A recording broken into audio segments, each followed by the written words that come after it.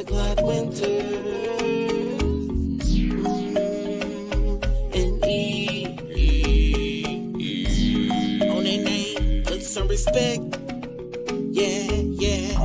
I think it's time for reality check. Yeah, reality check. Gotta get you back on cold. Reality check. For the young and the old. Reality check. Yeah, the heal your soul. Reality check. Get ready for the show.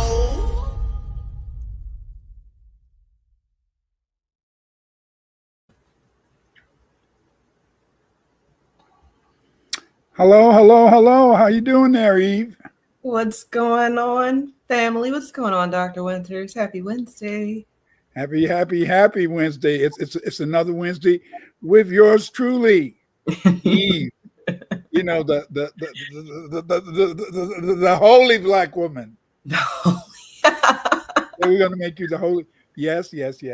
You're the woman with the questions. So that makes you, in a sense, an important person because you ask the questions that help us to really think about things that are going on. A lot of times, people are they don't really understand that. They don't really understand a lot of things. But then you ask those questions that make us think. How you doing now, Zachary Holmes? What's going on, Zachary? And thank you, because I think that the question asker gets a bad rap. And I think it starts in school because there's that one kid in the class that wants to ask questions right before the teacher's going to let you go. But they have another question. That was never me. So that was never. I always hated that student because I'm like, damn, because you have picked a better time to maybe go into all of these questions that you have. No, right before the bell. Okay. But now as an adult, I find that people, they don't ask enough questions. And I think that that's partly, I guess maybe I'm going to emphasize the question asking part just based off of the little bit of learning that I've done with regards to who we are and what we're supposed to be doing, like our purpose. But then I think that people start to just take on other people's purposes or, somebody else's program, energy. I don't know. They don't ask enough questions. And maybe if people ask questions, they wouldn't be doing the things that they're doing, but they're doing them anyway because they just kind of took it. And I don't like that. That makes me feel a little uncomfortable. But I think most of society is just cool with it. I don't know. How do you feel about what people are doing? You think they're doing it on their own with their own mentality? I think asking questions are important, but I found in a sense is that sometimes you can ask questions, and get in trouble. When I was working on my PhD and I took courses, I noticed that with women professors, you shouldn't ask them questions, too many questions, because see, if you ask them questions that are too difficult, then they don't never forget it, and they want to kind of punish you. I'm sorry, I don't care if it's a white professor or a black professor. If she's female, a lot of times they want to punish you because they feel that you're trying to put them on the spot. Oh, so, man. Yeah, so I found it to my advantage not to really ask too many questions, That's tough. That's to be punished for wanting to know more. Yeah. I've told you about asking questions at church and stuff, and maybe my questions weren't appropriately placed. So then I have to. How did you ask? Wow, you were asking questions in church. What questions did you ask about things?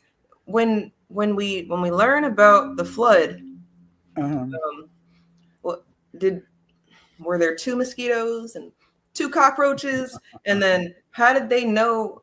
And I mean, I know this question that I have is probably a dumb question. Like, how did they know that they got a male version and a female version? But okay, fine. Let's just say that everybody knows the differences.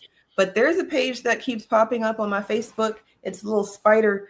It's a spider page. It's a page about spiders. This lady has spiders. She collects spiders, I guess. That's her thing. And then she's got little voices for them. And I've seen all the different spiders, and damn it if I don't know if that's a boy spider or a girl spider. So like she does. She does. Yeah. She's like, you really can see from here and you can see it. And I'm like, okay, fine. Maybe there was somebody there who could say, oh yeah, nope, that's two boys. You get a different one. But then what about all the water animals, Dr. Winters? We just have an abundance of water creatures now because and how were they saved during the flood, huh? Right. But I really hated that I asked questions. When I was going to church, I hated that, because I was a very religious person. My auntie, my Shodi, whenever my mom would have a baby, and it was 10 of us, so you can imagine how many times we saw her. So every time my mom would have a baby, she would take care of us, and I'd ask her questions, and so she was the first one to give me a Bible and a Bible to read and stuff. I read it, and that was kind of a no because remember, back when I was growing up, they said you would go crazy if you read the Bible. So I I was always an adventurous kid. So I said, damn, I'm going to read that book. So then, I'm going to read that book and I'm going to get to the bottom of why these people are going crazy. And so then when I read about Adam and Eve and after Adam and got after Cain and Abel, then I got to Cain and Abel. And then after he had killed his brother, and then he said, well, I'm afraid that somebody might kill me. Right. And I asked the question stupidly, why would he be afraid to ask that somebody going to kill him if they're the only people on earth? And why did I do that? That it didn't change my faith in God. I still believe in God. I still believe in God. And then, just like today when I was talking to Sunetta, he said, what God do you believe in? And I said, I believe in the Creator, because everybody got a name. When you're growing up in the hood, you're a woman. It may have not been with you, but you're growing up in the hood. You got the Black Hebrews, they've got the name for God. The Muslims got the name for God. And you're trying to make sure you don't get your little kid, you're trying to make sure you don't get your ass whooped. I'm sorry for cussing, young people. And you want to make sure you don't get beat up, so you got to know what the right answer is, And it was just very interesting. But that ruined everything to me. In a way, I used to say to myself, "Hey, Shody, why did you give me a Bible? Why did you get me to read this thing? Because this thing doesn't jail. Why is the preacher going with Sister Jones and shit? And they say thou should not be fornicating and cheating and stuff. I said, while all the women in the building, nobody's married, but they got 20 kids and stuff, or they got 6 kids. And so then I just said, so that's when I began to see differences. But I didn't know until I got older that's why black people, as I always tell you, cannot really be religious. We can't really ever be religious. And it's because of the slave trade, and a lot of Latinos, they cannot be religious either. They can pretend to be religious, but see, they can. Latinos, because they are creative people, and Black people, we can't be religious. How can we be religious when we feel it's okay to give a woman a baby and don't take care of our children? How can you do that? How can you be religious and you feel it's okay to fornicate with somebody and you're still a good Christian? You're still of God. And yet that's what it is. And the only thing that your parents told you when you was growing up is keep your skirt down. Damn, some people can keep their skirt down and still get pregnant. How? The skirt was down. It's just that he went under it. Get out of here.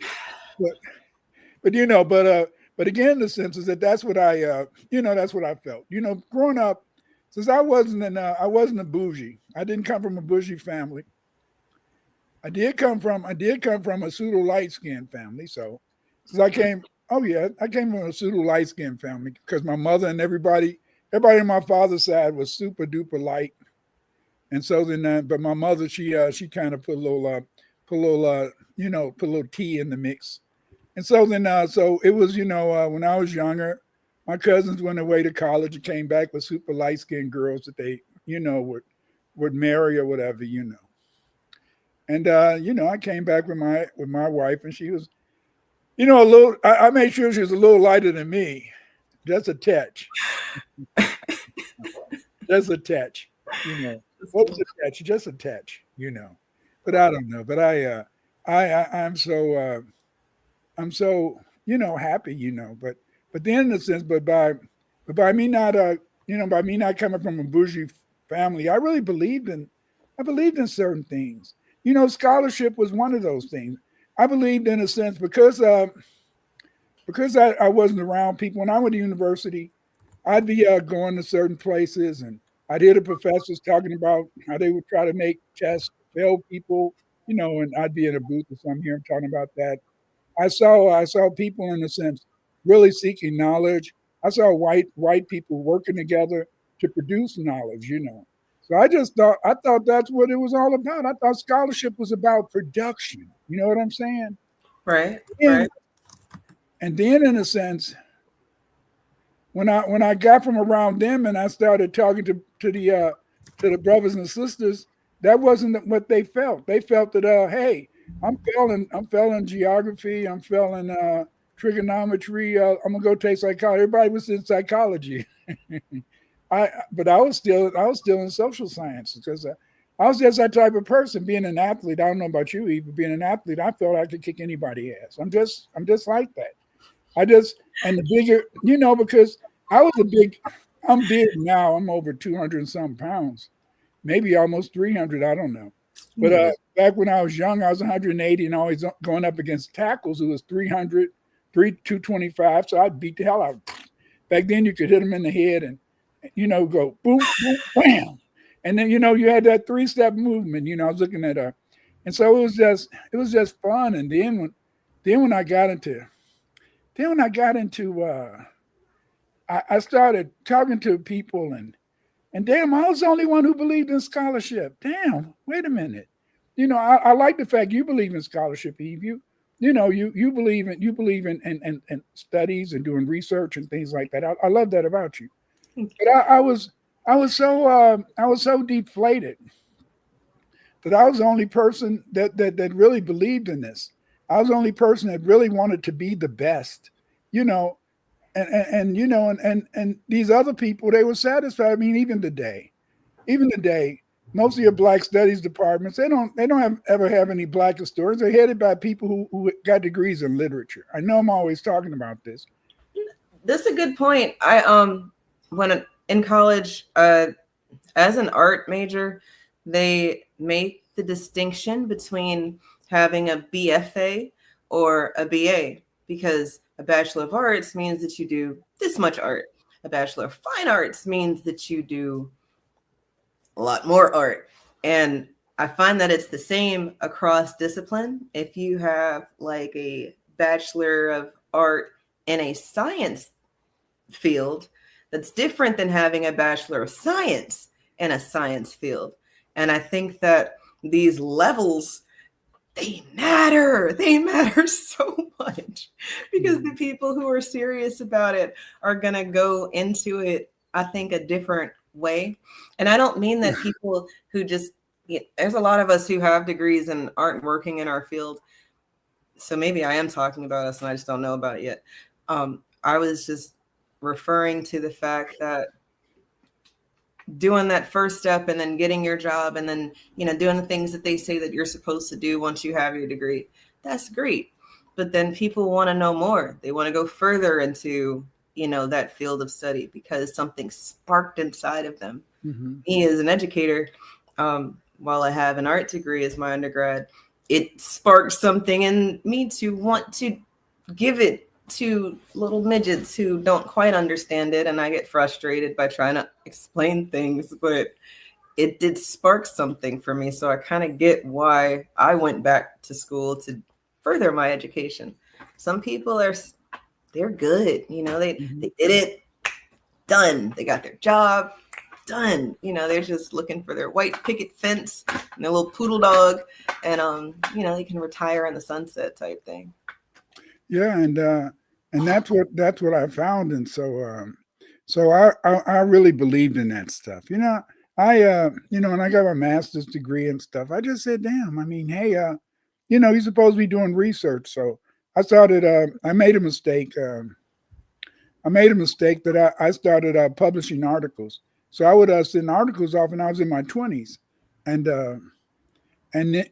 these journals would publish them and stuff. And they would write me back, thank you, Dr. Winters. If you have any other, please send it. And I didn't have a PhD or nothing. And so then I got used to doing that, but I didn't understand I wasn't supposed to do that. Oh, no, not if you are trying to just, live your life unbothered by things. Once you become bothered by things, that's like your first mistake. Once you want to do something about the things that bother you, that's your second. Oh, wow. That's terrible. But no, I made my mistake because I made my mistake because I saw that I could write, and I was a crummy writer. I'll tell you, when I look at some of the stuff I wrote back in the day, I mean, hey, I mean, it was terrible. But I would look at how other people wrote their articles, and I would write my articles the same way. And so then I met up with people like Carruthers, Ira Carruthers, and all the so-called saints, Asa Hilliard and the rest of them, the saints in the Black history field. So I began to meet them back in the 70s, and so then they said, hey, okay, we like you, but see they were talking stuff, but I was doing it. I was writing the articles. I was producing articles, and they was just talking about this, and I didn't understand that. I was making them my enemy because yeah, I didn't know that because you're in your 40s, and you're supposed to be quote unquote the gurus in Black studies, and you haven't never published an article in your life. You've never done any original research in your life, and yet here's this young guy in his 20s. He's going around publishing articles in journals around the world and stuff like that. And I thought that was scholarship, but I didn't understand. You're a Negro. You don't do that type of stuff. Stay in your place. Stay in your place. And I should have paid attention. I had my high school history teacher said he used to always tell me, "Stay in your place, Dr. Winters. Stay in your place, Mr. Winters. Stay in your place." And he was right that I didn't understand. I moved too fast. And stuff.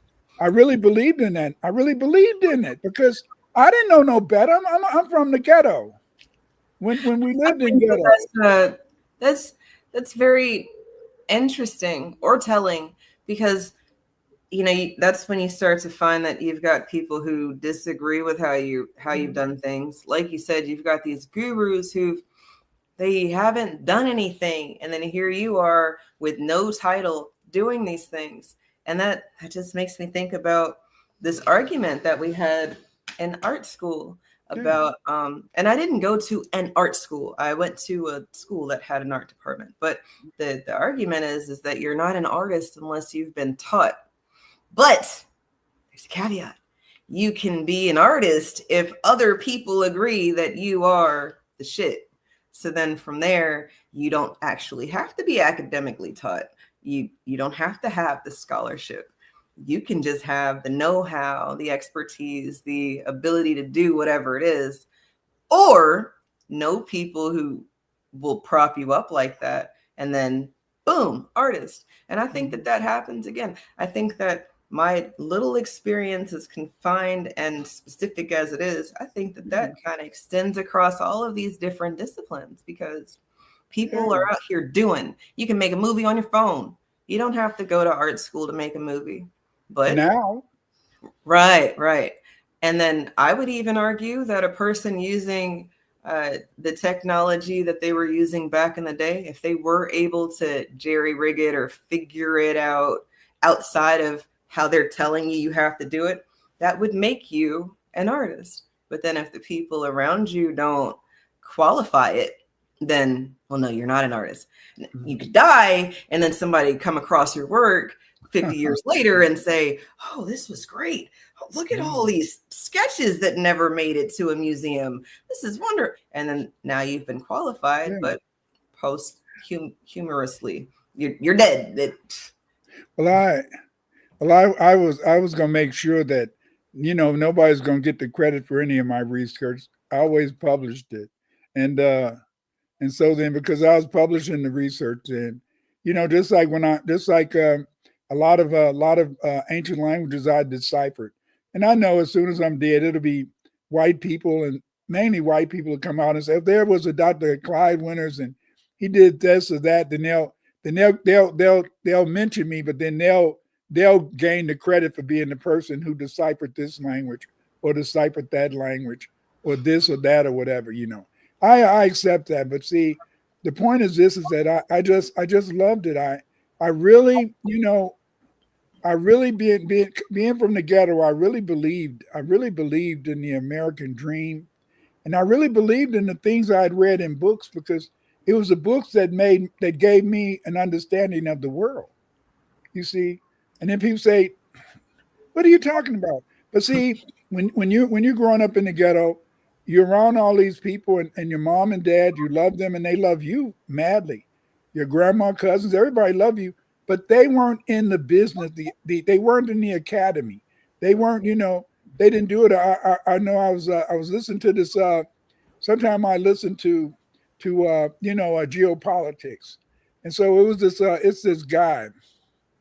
And he was talking about when he was growing up, and he was talking about how they began to develop the American concepts of education, learning theory, and things like that. And he said that all my life I was around nothing but people who had degrees in education, degrees in political science. That I was around number of PhDs, so I knew nothing but PhDs. You know what I'm saying?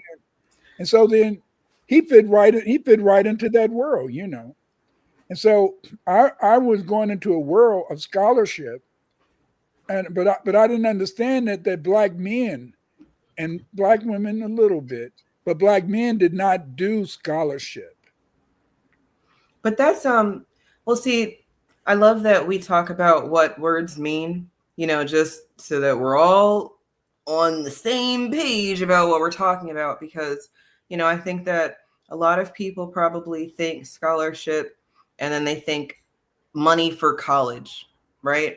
But when I was thinking about scholarship, it was about just the noun aspect definition. The first one, the study or learning at a high level, and that being scholarship. And then that's something that you have to attain. You can't say this, but I know it's wrong. You can't be given scholarship, but you can be given scholarship. And then you can if you're Jew. If you're those folks. If you're those folks, please delete that. Please delete what I just said. Those folks can't be given anything because money talking bullish walk.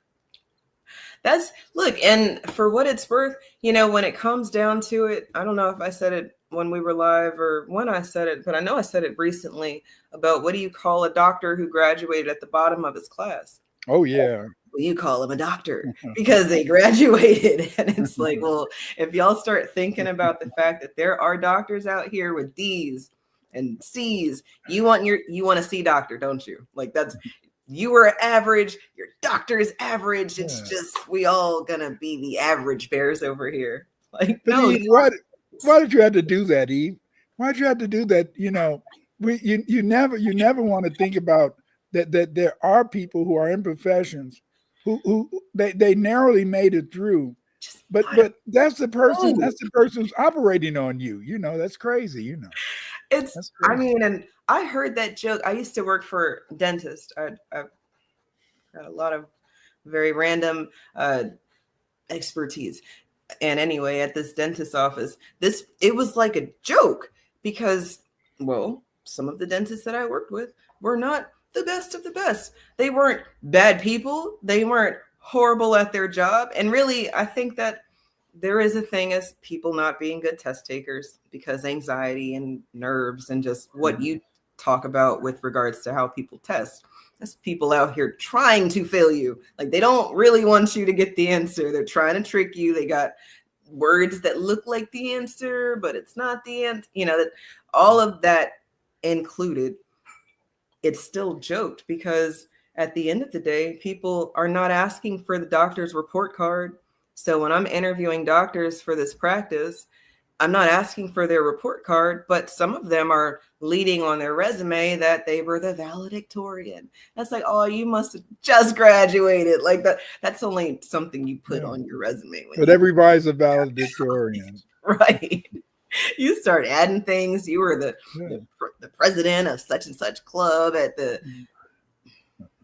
Then, but when you first mentioned that, Eve, when you first mentioned that whole thing about, their grade point averages and stuff, I just started thinking about maybe that's why when I had this doctorate and I never got things well, maybe that's why I had this doctor. I mean, I'm thinking back over the years that it was some doctors that looked like they did some silly mess. Now that I think about it, and maybe they were the doctors who got that C, who got that B, because to get a master's degree, everybody got to get a B.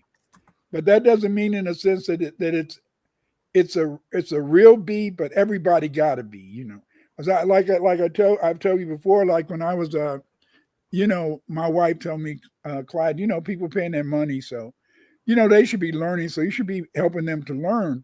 And I don't understand why people pay money for y'all to fail them, So right.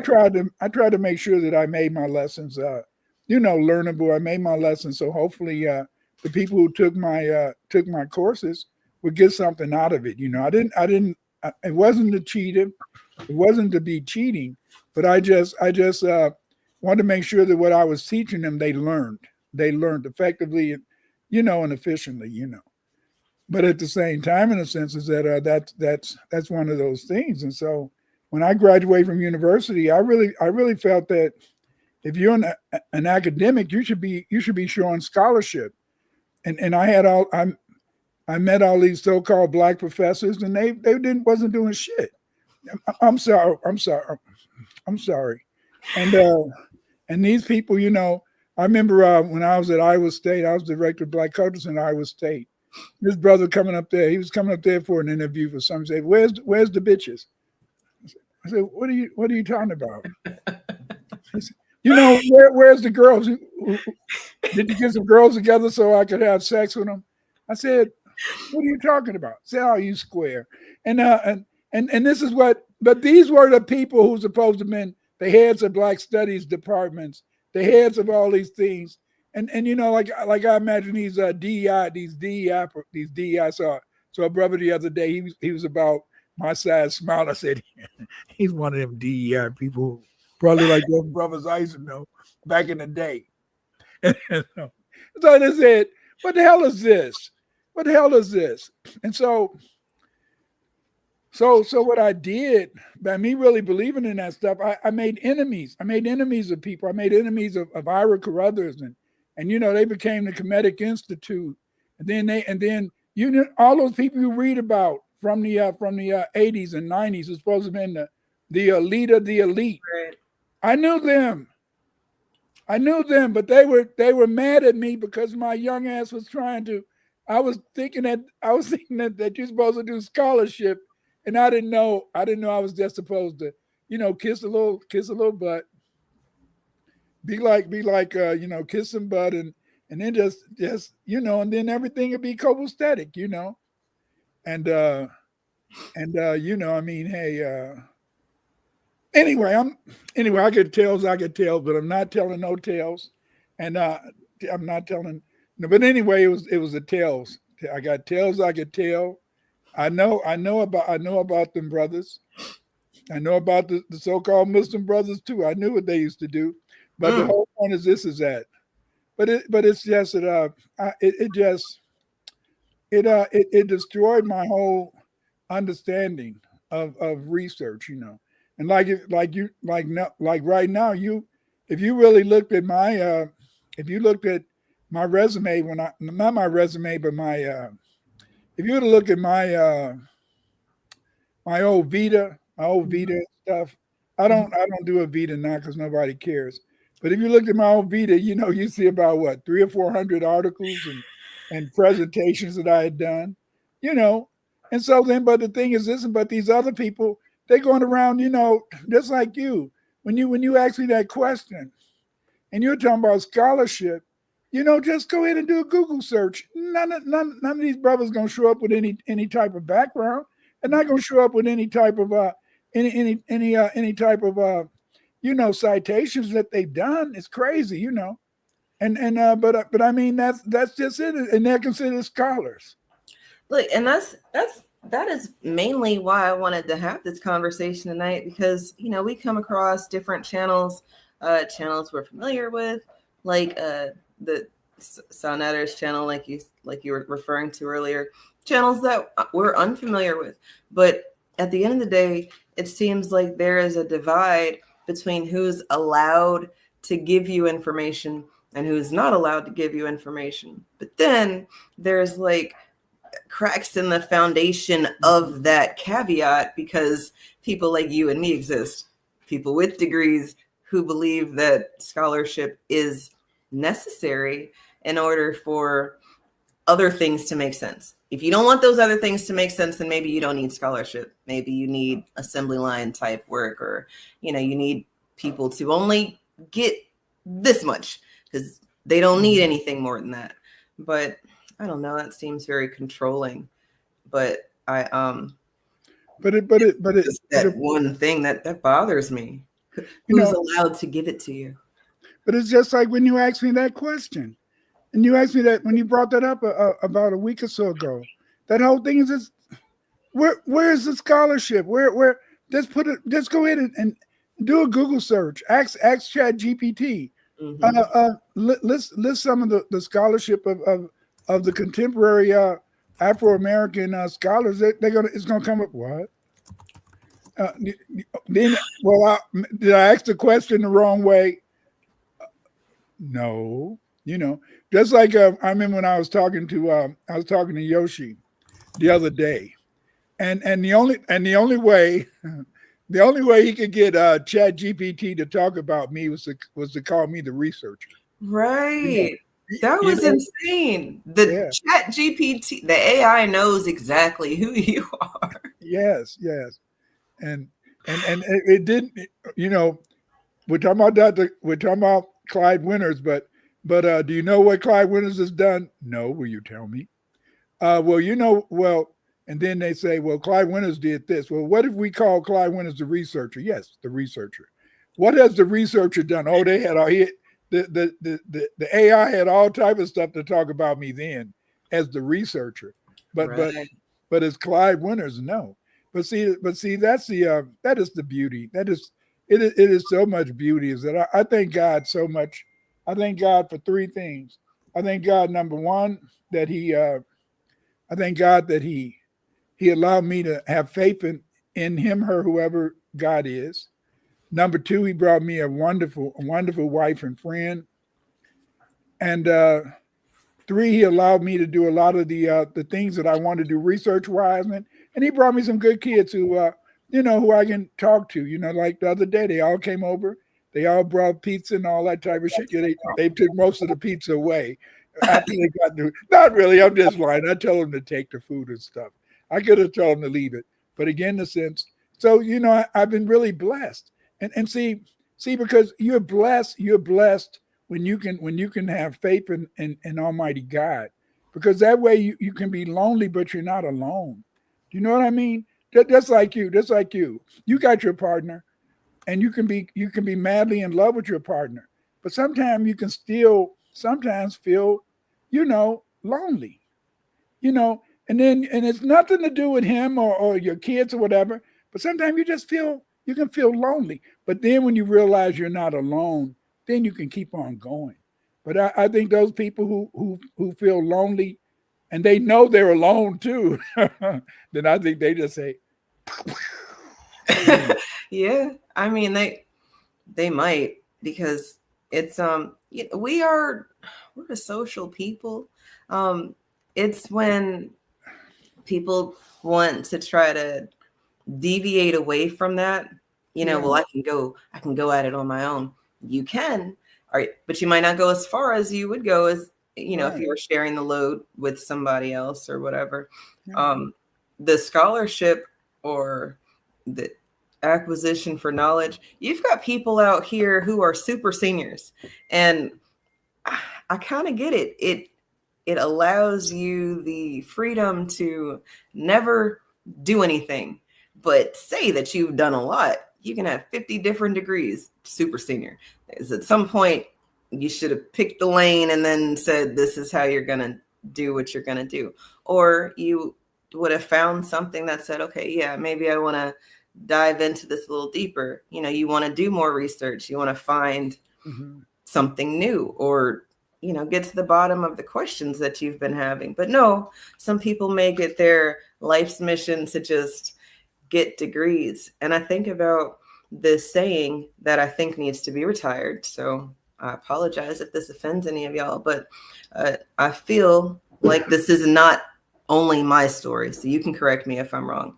But did you ever hear that they can't take your education away from you? Oh, that's the big, that is such an a worthless motivational statement that our people tell each other.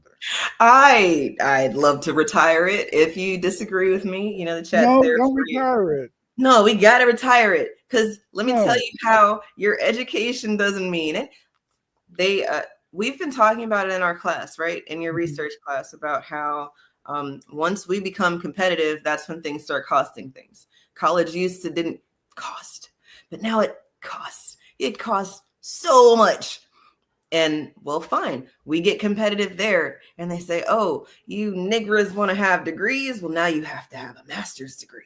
Yeah. And then, well, now it's more competitive. And well, shit, now these niggas got master's degrees and got to have 46 hours. PhD.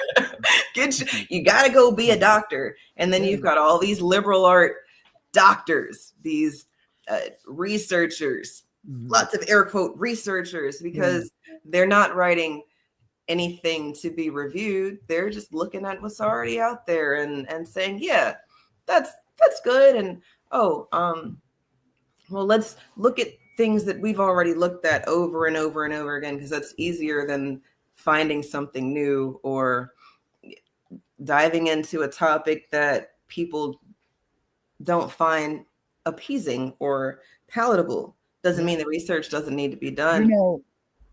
You know, it's just like I'm not going to name this person, but this person I was talking to the other day, and she works you know, in the social service area, and she's talking about how so many Black people in this area don't really know their field. You know what I'm saying? And you know, because it's amazing that a lot of people can go and get a master's degree in a certain area and don't even know what that area is all about. Don't even know the lingo. You know, every field has its own lingo, and you're supposed to be able, in a sense, to regurgitate that stuff. And yet these people, they get a master's degree, but they don't demand really knowing all that they need to know.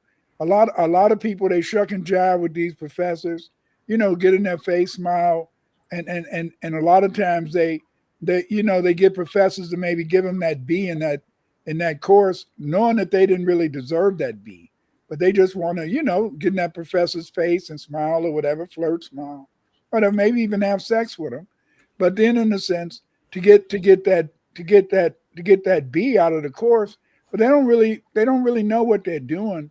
And so when it's time for them to have to apply themselves, they don't know how to apply themselves to that particular field that they got their master's degree in.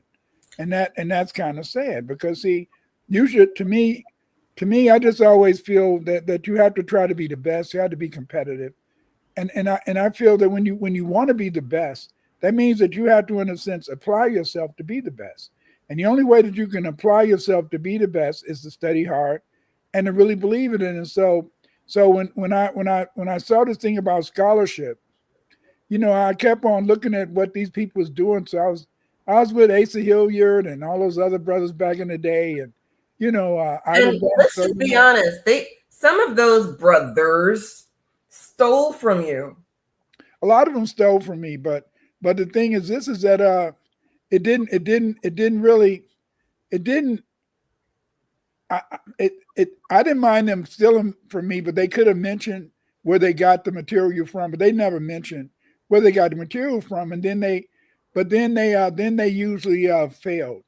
But the thing is, this is that I think the fact that God always gave me new ideas, and God always, when I prayed to God when I was in fifth grade, I think I've said this before, and we got this social studies book, and it had all these explorers on it. And then I decided in fifth grade I was going to be a researcher that was going to be the first. I may not be able to discover the latest new lands, but I was going to be the first to discover things in history, And I did that, I mean, for years I was the expert on Islam and China, And then one of those folks, they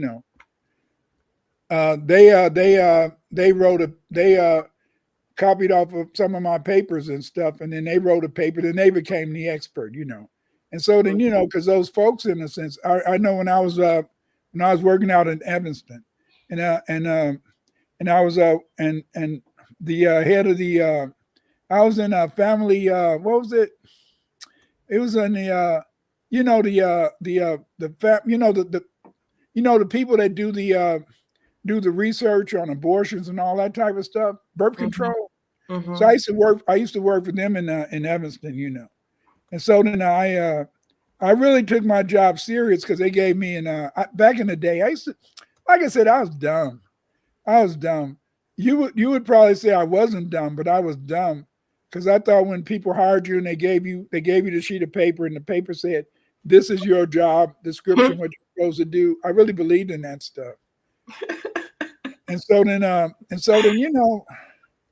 I really took it for real. And then the sister, she was trying to tell me, just calm down, Clyde, just calm down. I said, I'm supposed to do this. And what they're doing is not right.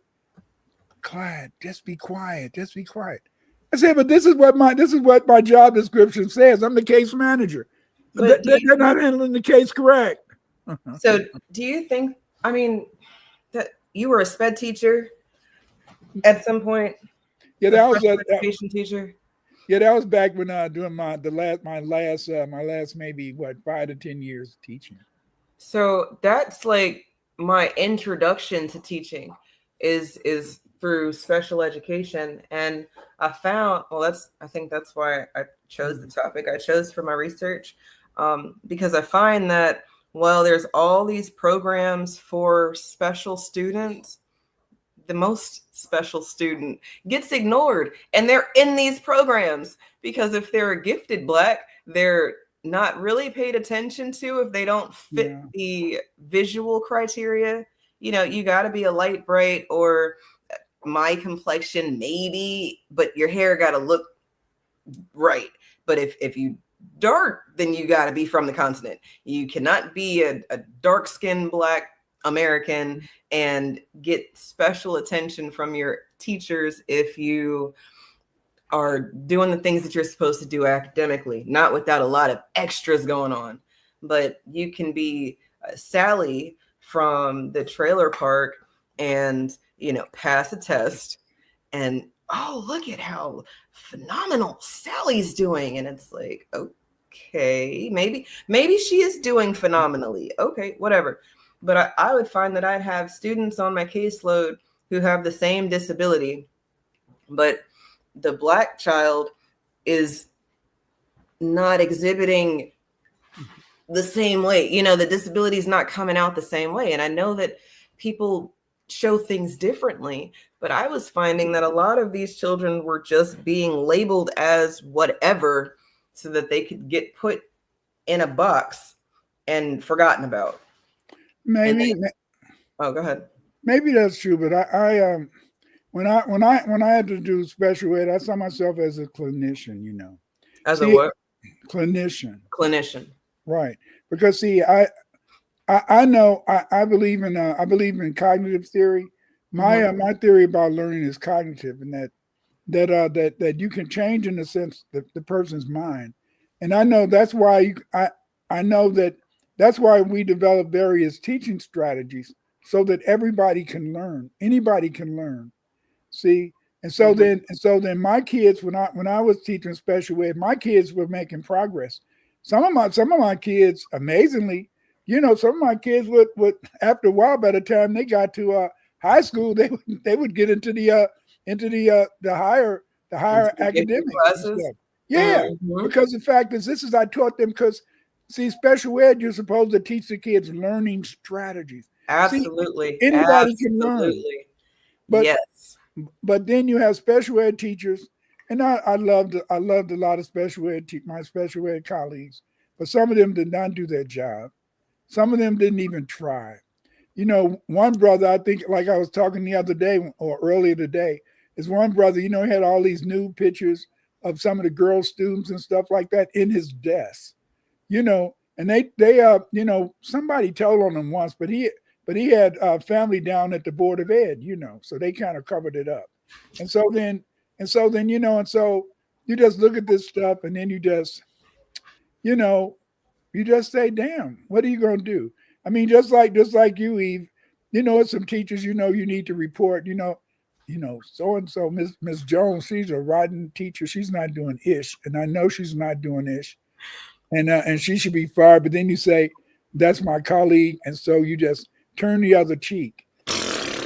Nope. Yeah. Nope, nope, nope, nope. I treat them people just like they treat us. No, you I don't. went to No, you HR don't. for You every don't. single one. Yes, I did. You uncovered for some. It's some people you uncovered for. It's some people in the sense that you didn't tell on, and you knew they shouldn't have been teaching. You knew they Well, shouldn't have I been will say teaching. that there are a Okay. lot of people who are in education and they do not need to be teachers. But I will say that every single time that there was an incident of racism or discrimination at the hands of someone who don't look like me against someone who do look like me, that person got told on to the But what about the black ones though? I get in trouble. And I had to call my union rep because I was the one getting in trouble Yeah, for telling on. you're not supposed to. I mean, it's just like some of my colleagues, and they were black, and I knew they didn't need to be. I knew they didn't need to be teaching, and but I liked them, but and I felt, when I look back on it, and even at the time, I felt conflicted. I felt conflicted because I knew that they didn't deserve to be around any kid teaching them because because they were emotionally unfit for the job. But Whoa, yeah, whoa, they were whoa. emotionally unfit.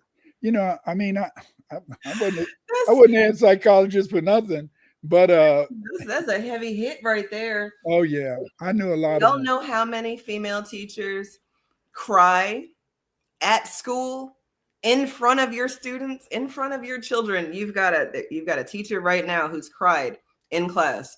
And You? no, not me. Oh No. But I've seen this where the teacher's life is so much yeah. that they can't leave that shit Right. at the door. But then they will be all sorts of mad at Jerome and Tanya for being hungry and acting up Yes. because their life is so big and they can't leave Right. it at the door.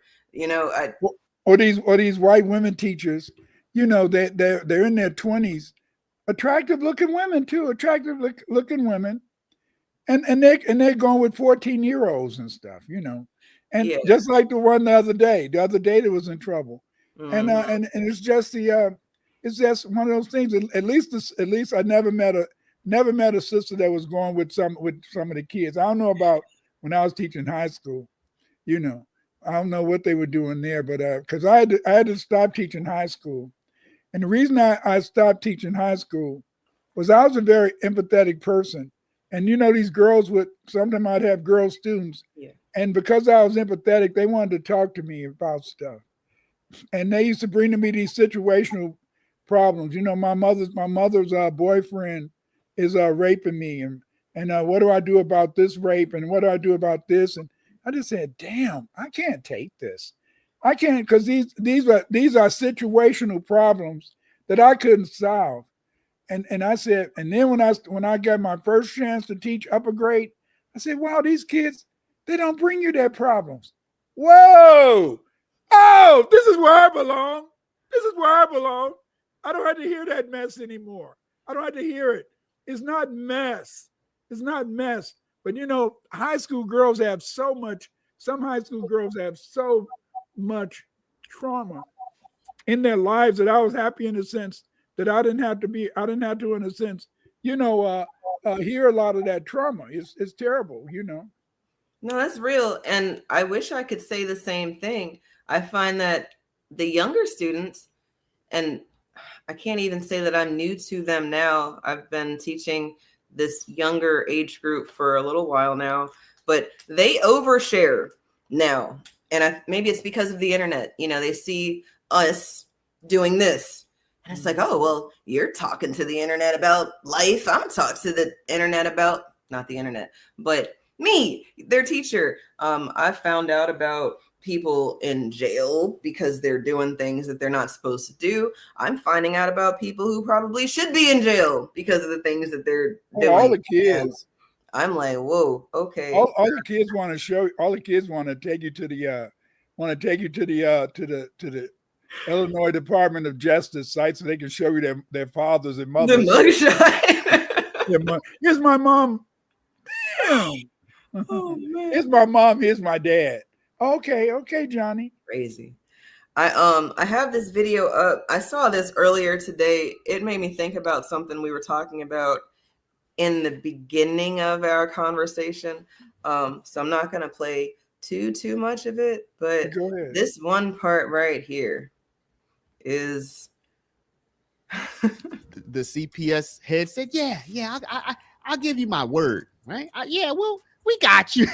You know how it is when you lend money to somebody and like, "I got you. I'll pay you back. I got you." And you're like, "Oh, I hope they pay me back. It's I about to really need that money." What happens if the CPS and school board, they don't send that payment, the $175 million reimbursement to the city? Then by March 30th or March 31st, the deadline. What happens? I want to believe that the CEO did not come before the city council and lie to them. I want to believe that.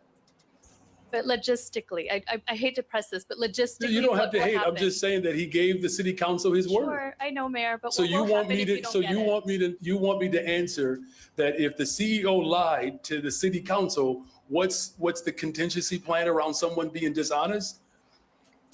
Call on the name of Jesus. Call on holy man. No, see, but what he dealing with is that see, we got a problem with that so-called Black and Brown alliance. Mm-hmm. You know, we've been really thinking that we could have an alliance with the so-called Spanish people. No, you can't. Okay. You know, I don't care if those, you know, they think you're a damn fool. And everybody when they come over here, they get the idea that they can run you over. And that's the problem that he has, you know, in Chicago. And that's the problem that many of us have is that we really believe that there could be, you know, some Black and brown. And then like some people say, what is the Black Authority? You know, I mean, hell, he probably got a Spanish girl on the side or something because with his lying ass. But the thing is that it's okay, baby. It's okay because maybe the Spanish girl identifies as Black. Right? Yeah, Black you know, person. she could, you know, but I mean, it's just very complicated, very complicated. Yeah, they got an umbrella, you know, a grandma who might be Black, but they don't see themselves as Black, you know. And no, they put her in the corner, and when they take the family pictures, so that 50 years later, when they're running for president, they can say that was their grandma, but she's kind of looking like the help. So then maybe you don't have to claim her. You got to claim her for some people, but then you distance yourself from her for other people. And as I said, you know, a white person cannot love you. They can't love you.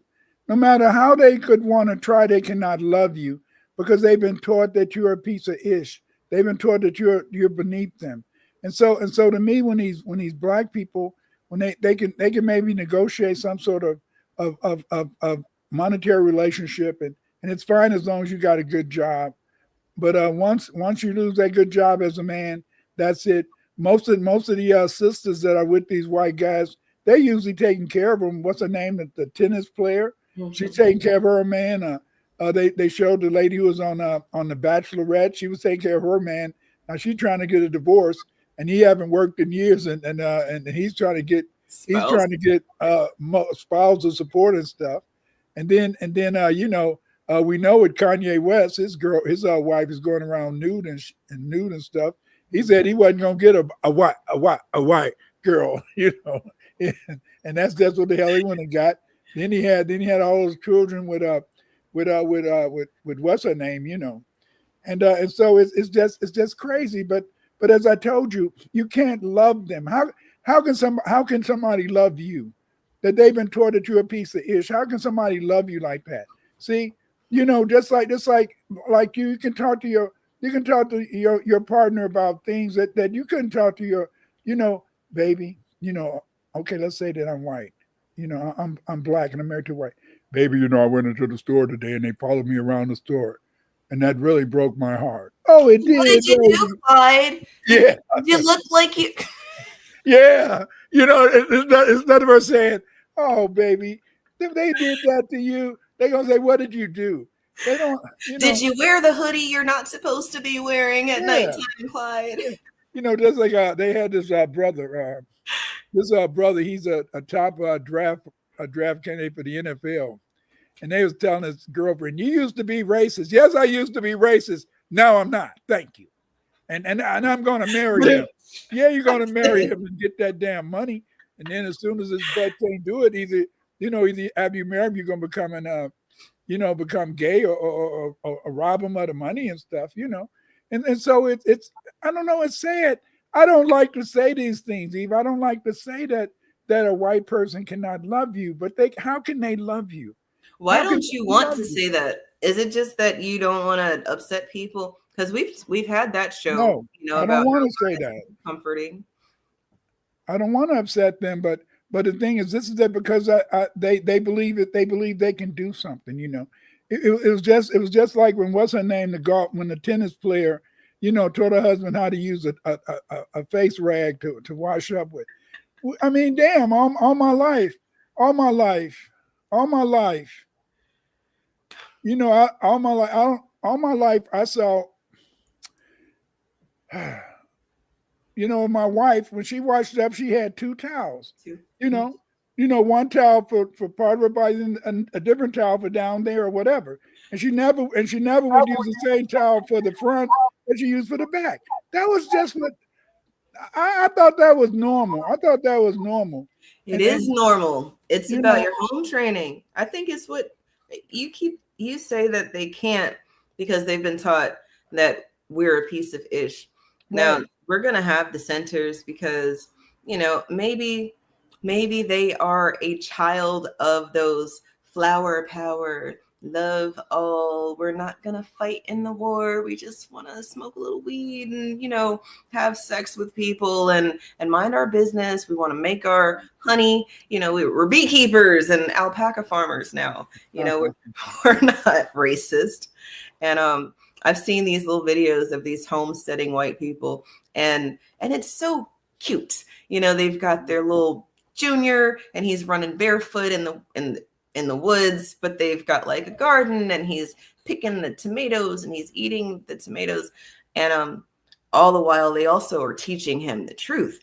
Abraham Lincoln didn't free the slaves and George Washington was a slave owner. And this little junior white boy is all, he knows the truth about these things. So when I see the dissenters saying that, all white people aren't racist and, that's all that's dying down. And okay, maybe they're not racist in their conscious, but they're subconscious that everything else that they're doing is feeding the racism.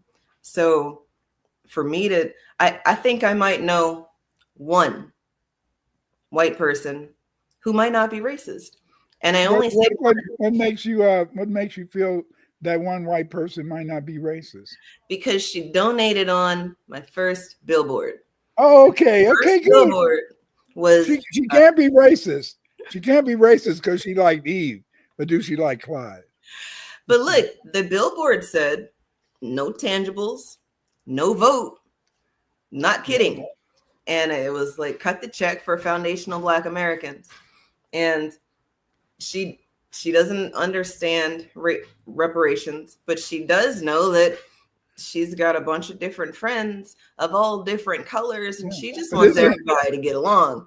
But isn't that what the leader but not a leader, Tariq Nasheed, isn't that what he always brings up to show the racism of those people? He always brings up reparations.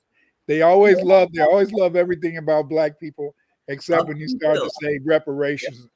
And that's what I'm saying. That might be the only white person I know, because did she say reparations were okay? Well, she didn't say that she doesn't want us to have them. She's just like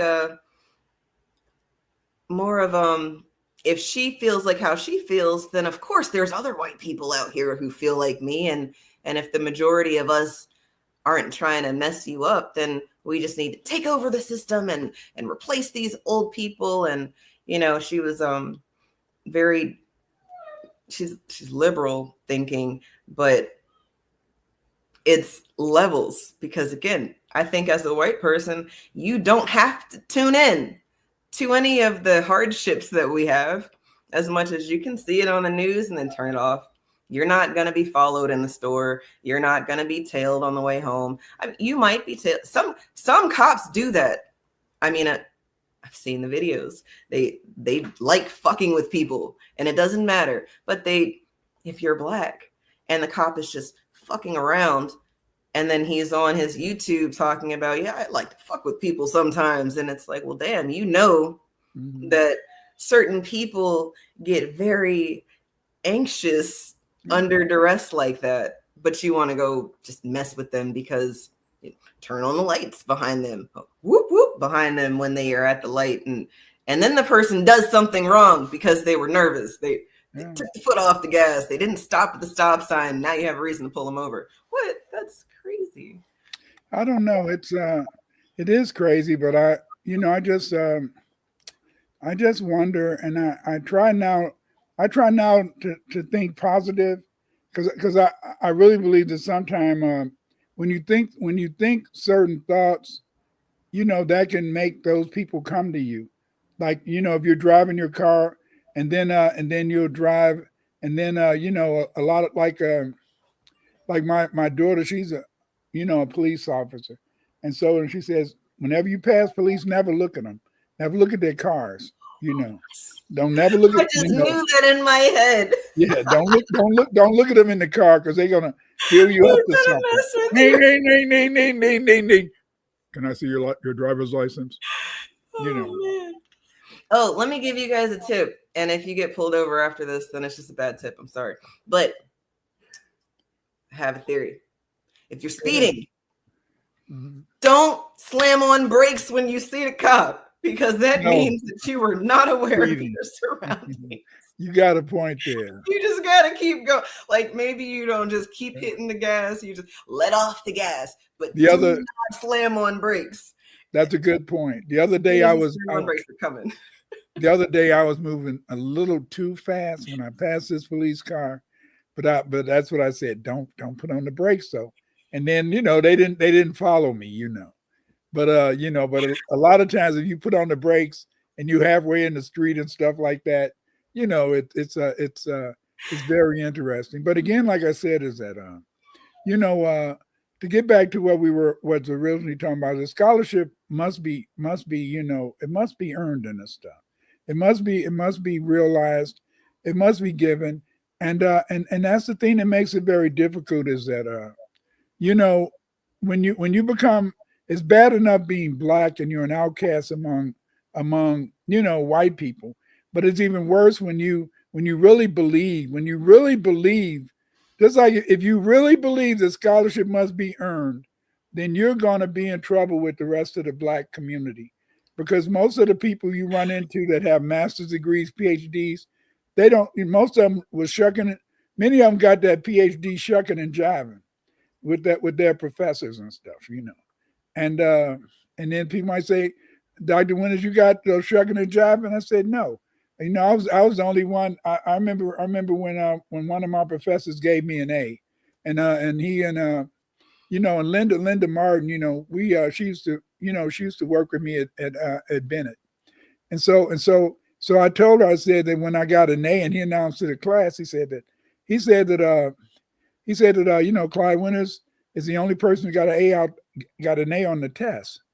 And then I told Linda, I said, I felt very funny, I felt very funny with him announcing that to the class. And then she said, why did you feel funny? I said, I felt funny because I'm the only black person in there. So, and I felt, why are you making these white people feel inferior to a Negro? I know they're not as good as me, but I mean, you don't have to tell them that, you don't have to tell them, throw it you don't have to throw it in their face, And, and so then so Linda said, but Clyde, you shouldn't have felt like that. But I said, that's how I just felt. I felt funny, I felt funny because I think that was the thing that made going to college so bad. It wasn't negative, but going to college, I just saw white people I found white people wasn't superior to me. And I found white people wasn't superior to black people. And not just in sports. I found they weren't superior academically. And so then even from my undergraduate years. And so then that was a bad thing to find out because I didn't know how to stay in my place. See, your place at the top seems like you found your way to your place. You're supposed to be at the bottom, in the bottom. See, just like you're a beautiful girl, and you love your people, and you're a little naive, but you're more wiser than I was at your age. You see, and so then, but the thing is, this is that back in the day, when I got out of college, I shouldn't have been trying to publish articles in my 20s. I was supposed to wait until I got to be a professor somewhere, No, but I'm publishing articles in my 20s. And so then when I'm running into the so-called black academics, and they haven't published ish, but they're the ones that people are putting in Time magazine and Newsweek and the Newsweek magazine and all that as being scholars, and they're not doing scholarship, and you're doing scholarship, and you got people hating you. The only thing that saved me was that I was the youngest and I've outlived them. But I mean, so now they can rest in peace, and they don't. And but then the thing is this is that I don't care. See, just like you, Eve, you could have a lot of enemies except for the fact that you're not really as pushy as some people would be, and you're not out there really around those people.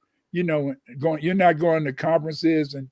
I don't think you go to conferences. Maybe I'm going above, but you don't go to conferences. You're on your face and having people get who the hell does she think she is?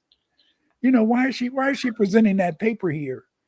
So what? I don't know. I couldn't read that introduction. She's got all these references from French and German books. What the hell is she doing? What is she doing with that Chinese? How does she know the Chinese said that? I know he don't really know what he knows. And so, but I mean, hey, but again, like I said, scholarship must be earned.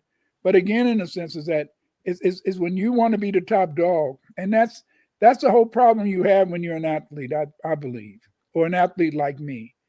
By me being that makes sense, though. If you got a kick-ass mentality, or just that you want to be the best, you might not be the best. But you have that drive to get out there and practice.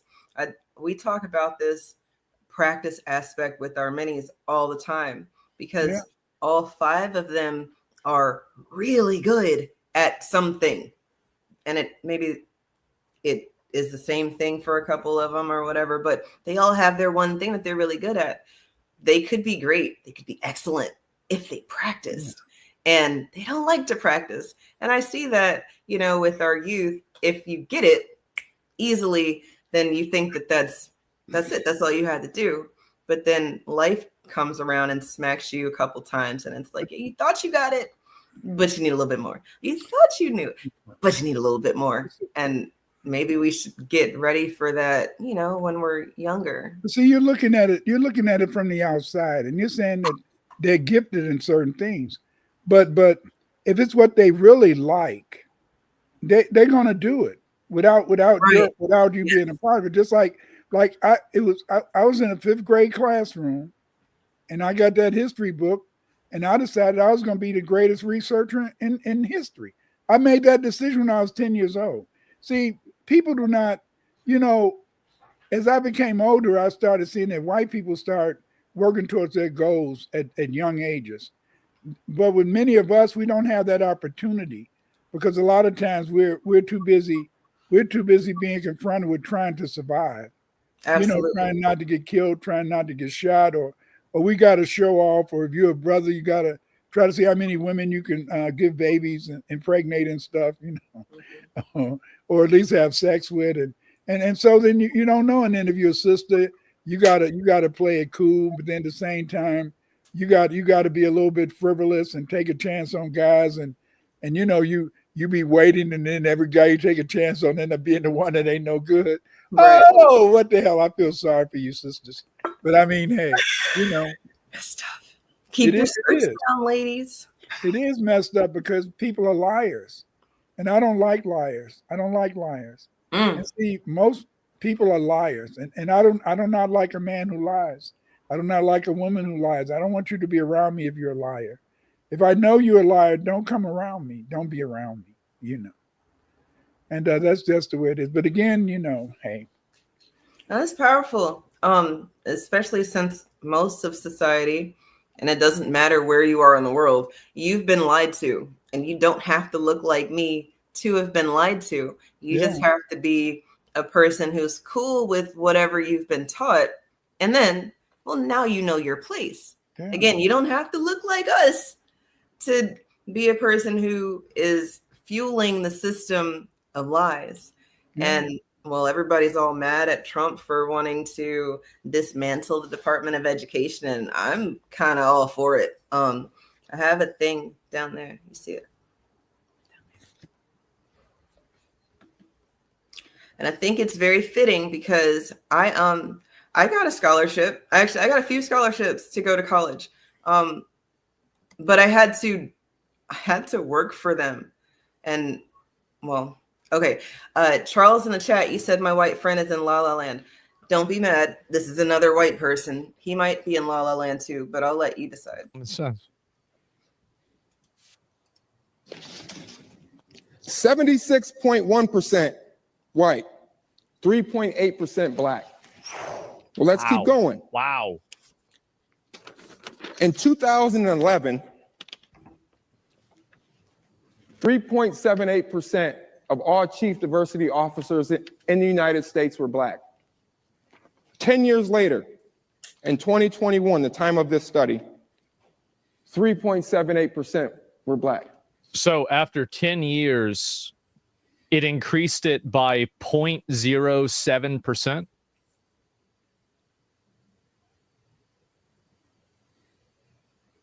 Or did I hear the number wrong?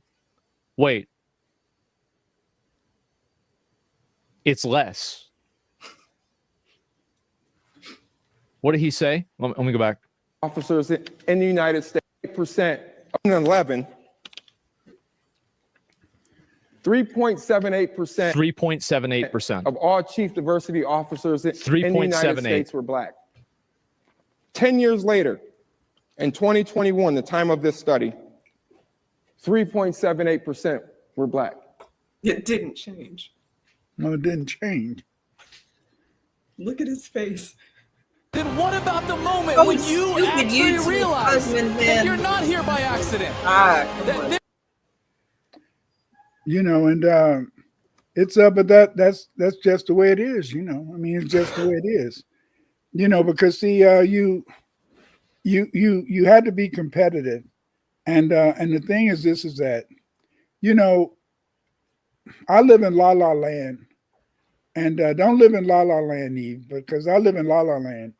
And what do you mean you live in La La Land? Because I really feel that I should challenge stuff. I really feel I should challenge. I really feel in the sense that as if I call myself a scholar, I should challenge. I remember years ago, and somebody did something, and I said, he said that. Did you hear that white guy say that? And then my wife said, Clyde, you could do it too. What? Mhm. What? She said, you could do it too. You do research, you could do it too. And she was right. The only difference is that the only thing is when I do it, and then I have a research paper to back it up. Hey, there you go. And look, that's the beauty of people who are doers. I think part of my awakening, well, like a lot of you guys, you went to Kemet first because that's what they told you. They told you Right. that you got to go to Kemet, and then from there, a lot of people stopped in Kemet. But in Kemet, you learn about the netures and the neteru, and you've got this energy, neteru, and it's all about thinking, and you have to think something before you do it. And now people will say, well, I'm spontaneous and outgoing, I don't think about things before I do it. No, you thought about it, you just didn't think about it right now. You thought about it in the past. You said next time you had the opportunity, you were just going to go ahead and do it. Something you wanted to do, you never had the chance to do it. Now you can do it. Didn't mean you didn't think about it first. And I think that our existence, and this is just my thought, you guys, on us being here, but we would have had to think about being here. Well, and then we would have to do something to get here. And now that we're here, we're supposed to do something while we're here, and then we can get to wherever we're going. Right.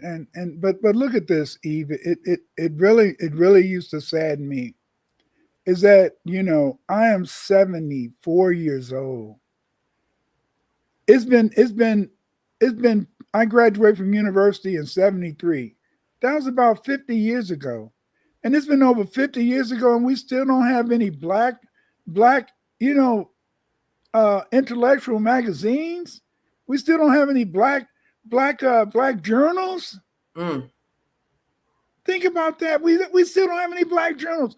We still don't have black professors publishing their research and starting their own journals. I love to see white people get together and then they they're in linguistics, and then they say, well, what about psycholinguistics? Then they start a psycholinguistic magazine, and then they say, well, what about neuropsychology? Then they start a magazine on neuropsychology. And then you find us, we don't start any magazine.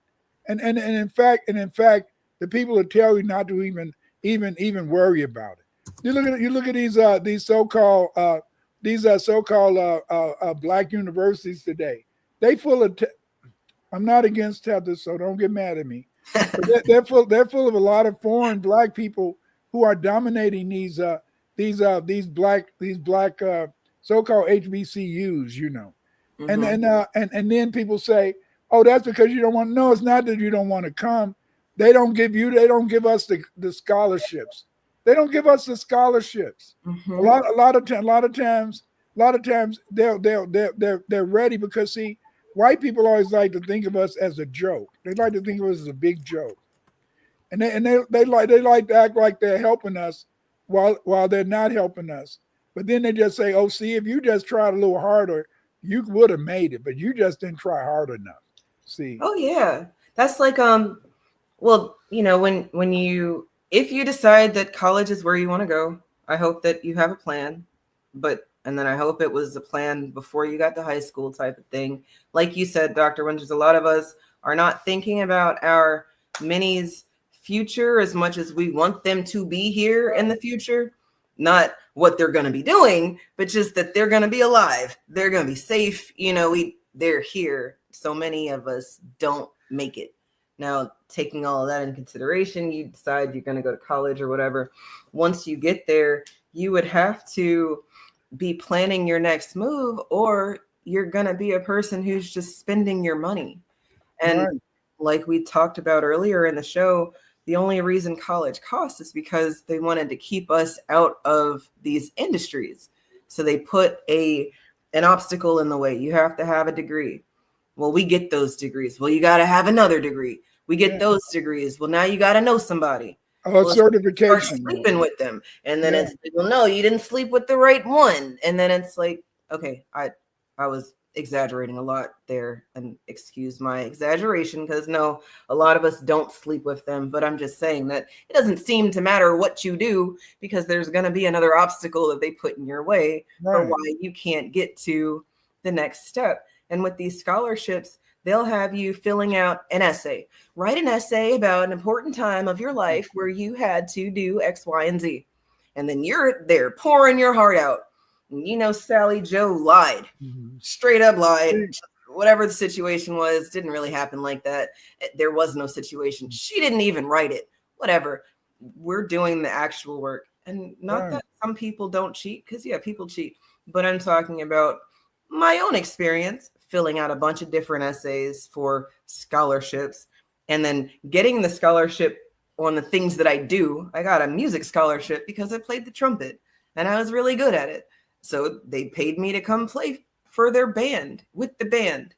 Now, when I got there, I was not the best, but that's how it's supposed to be. If you get to the top, well, you're going to find out that there's a whole nother arena of people who are doing bigger and better things. And if you Right. want to stay there, well, you're going to have to do some things. See- That was not my plan, so I didn't stay there. But go ahead. See, scholarship is about money. Mhm. Scholarship is about money. In other words, in a sense, you need money to go to college where you can have the leisure time to think about whatever it is that you want to research. You need money in a sense to maybe take time off from work to be able to do the research that's necessary. You know, luckily, all praise on to God that I grew up in Chicago, and in Chicago I was surrounded by all these beautiful institutions: University of Chicago, the Oriental Institute, Northwestern University, and because of the fact that I was in the right place, and I was bold, and I had my wife to push my ass out. Go ahead, get out there, try it, nigga. Go ahead and try, because I had a woman who would push me out there to try to do these things. Then I was able to learn how to do things that other people, you know, may have didn't learn. You see, but without having the money. See, I didn't. Ooh, that's a good point. Right, because I was at the right place at the right time. It's just like if you're in Washington, D.C., you could be a great historian because you got all those archives and all that type of stuff. But can you get to the archives without getting shot? Then is the library in the other gang's place, you know? And so then so I was a very, very lucky person. And I had my wife, she didn't. Sometimes I you know, I really appreciate the fact that we met when we were teenagers, and you know, and you know, that's just the way it is. You know, I mean, she had our first child when she was 16. I was 18, something like that. And so then, you know, but the thing is, this is that you know, I know love, and because I know love, I could love her, I could love my children, and most importantly, I could love my people. But see, people who never experienced love, it's very difficult for them to care about anybody and even care about themselves. You know what I'm saying? That's very true. You talk about that when we talk about interracial relationships, because while we are in love or in lust or not understanding what love is, right, you know, we end up in these situations that, you know, have a lot of harm that come with them. So while you think you're doing the right thing, you really are harming yourself in a way that you might not be able to come back from, because you start making children, and then, well, now they're introduced to your self-harm, and you don't even think about it like that, but it's suicidal, because that black grandma in the corner, that abuelita, she's about to be gone. Her genetics are gonna be gone in a couple of generations because, well, love is colorblind, don't you know? right. And that's why a lot of those black movie stars back in the 40s and 50s, you know, those women would have would have their tubes tied, or they'd get, hysterectomies. That's why a lot of those so-called white actresses, a lot of them they said was really, really sick and died terribly. But that's because they was trying to make sure that black baby wasn't born. To show who they really Shout out to was. Kamala. Right. And see, but scholarship takes money, because it takes money to be able to do those things. But like I said, by me being in Chicago and having a wife that said, "Go ahead on out there, you can do it," and by having a wife always saying that I could do this or do that, then it made me become bold. She had a dream one day, and when she woke up, we used to talk about dreams all the time. I said, "What was your dream?" And she said, all I remember is the words, "Education is good, boldness is better." So I tried to make that my mantra, and I tried to make that the mantra of my children. I used to tell them, you have to always say education is good, boldness is better, because it doesn't matter how much education you have if you're not bold enough to take that step one step further, see. But you had to do it within reason. As I told you before, I made a lot of people my enemy, not because I was their enemy, but because I was young and I felt that scholarship was the way of the world, you see. And so then by me writing articles and publishing articles in my 20s, that made them jealous. And I'm not saying it was right to be jealous, but they were jealous because they wasn't accomplishing anything, but they were supposed to be the black authorities. They were the black authority. Yes, Asa Hilliard, the rest of them. Asa Hilliard, Ira Carruthers, Anderson, all those people. They're supposed to have been the people, and they got their biggest disciples at Howard University now. He does a program with Karen Hunter, and he's their biggest disciple. See, and so then I know that he wouldn't like me, because all of the people that made him who he was, they hated me, and they just hated me because the fact is that I believed in scholarship, I believed in research, I believed in a sense as being able to do the best that you could be, That's Yeah. that's that will make you enemies, because I find that being a person who's competitive but not wanting to be a person who, you've seen Bruce Leroy, what's that movie called? The Last Dragon? Is that what it's called? Yeah. The Last Dragon. All right, so Shonuff, right? Yeah. He's Shonuff, right? And I mean, when you the baddest out here, you can, right? Up until you find out that you're not, and then things. But I find that the grocery store has like 50 different types of bread. This is how I think about it. And the world is just a big ass grocery store, and it's a bunch of consumers out here. So you got stuff, you want to sell your stuff, products, services, whatever. People are going to buy it if you have it in a place where people know about you or can find you or whatever. We have an issue there because we don't have resources. So marketing and placing our product or service in an area that makes sense doesn't happen all the time.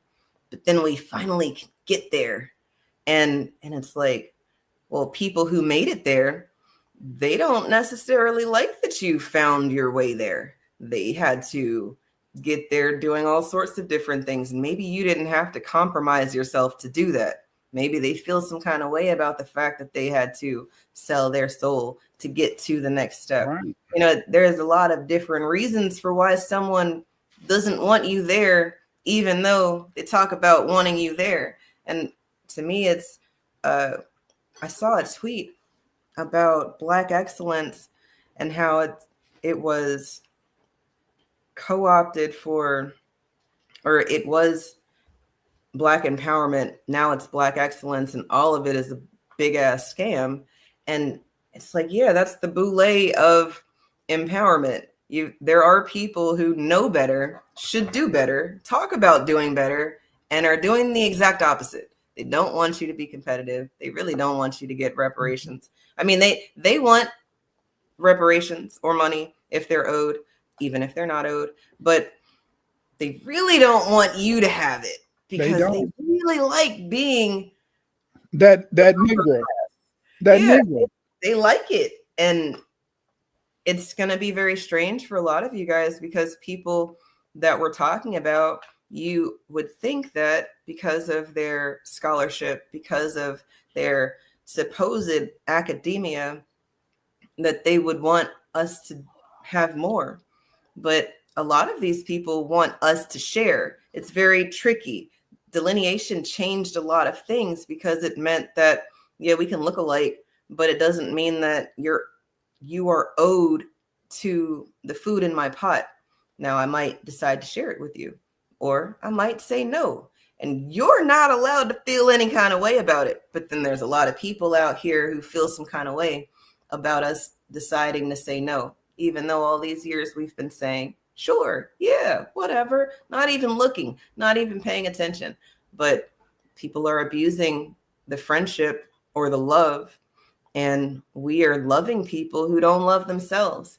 And that too is suicidal, because you can't want it more than anybody else. I tell that to my students all the time. I was already in the 3rd grade and the 4th grade and the 5th grade and all these grades. Y'all are the ones who have to want this. And if you don't want it, well, that's something we can talk about.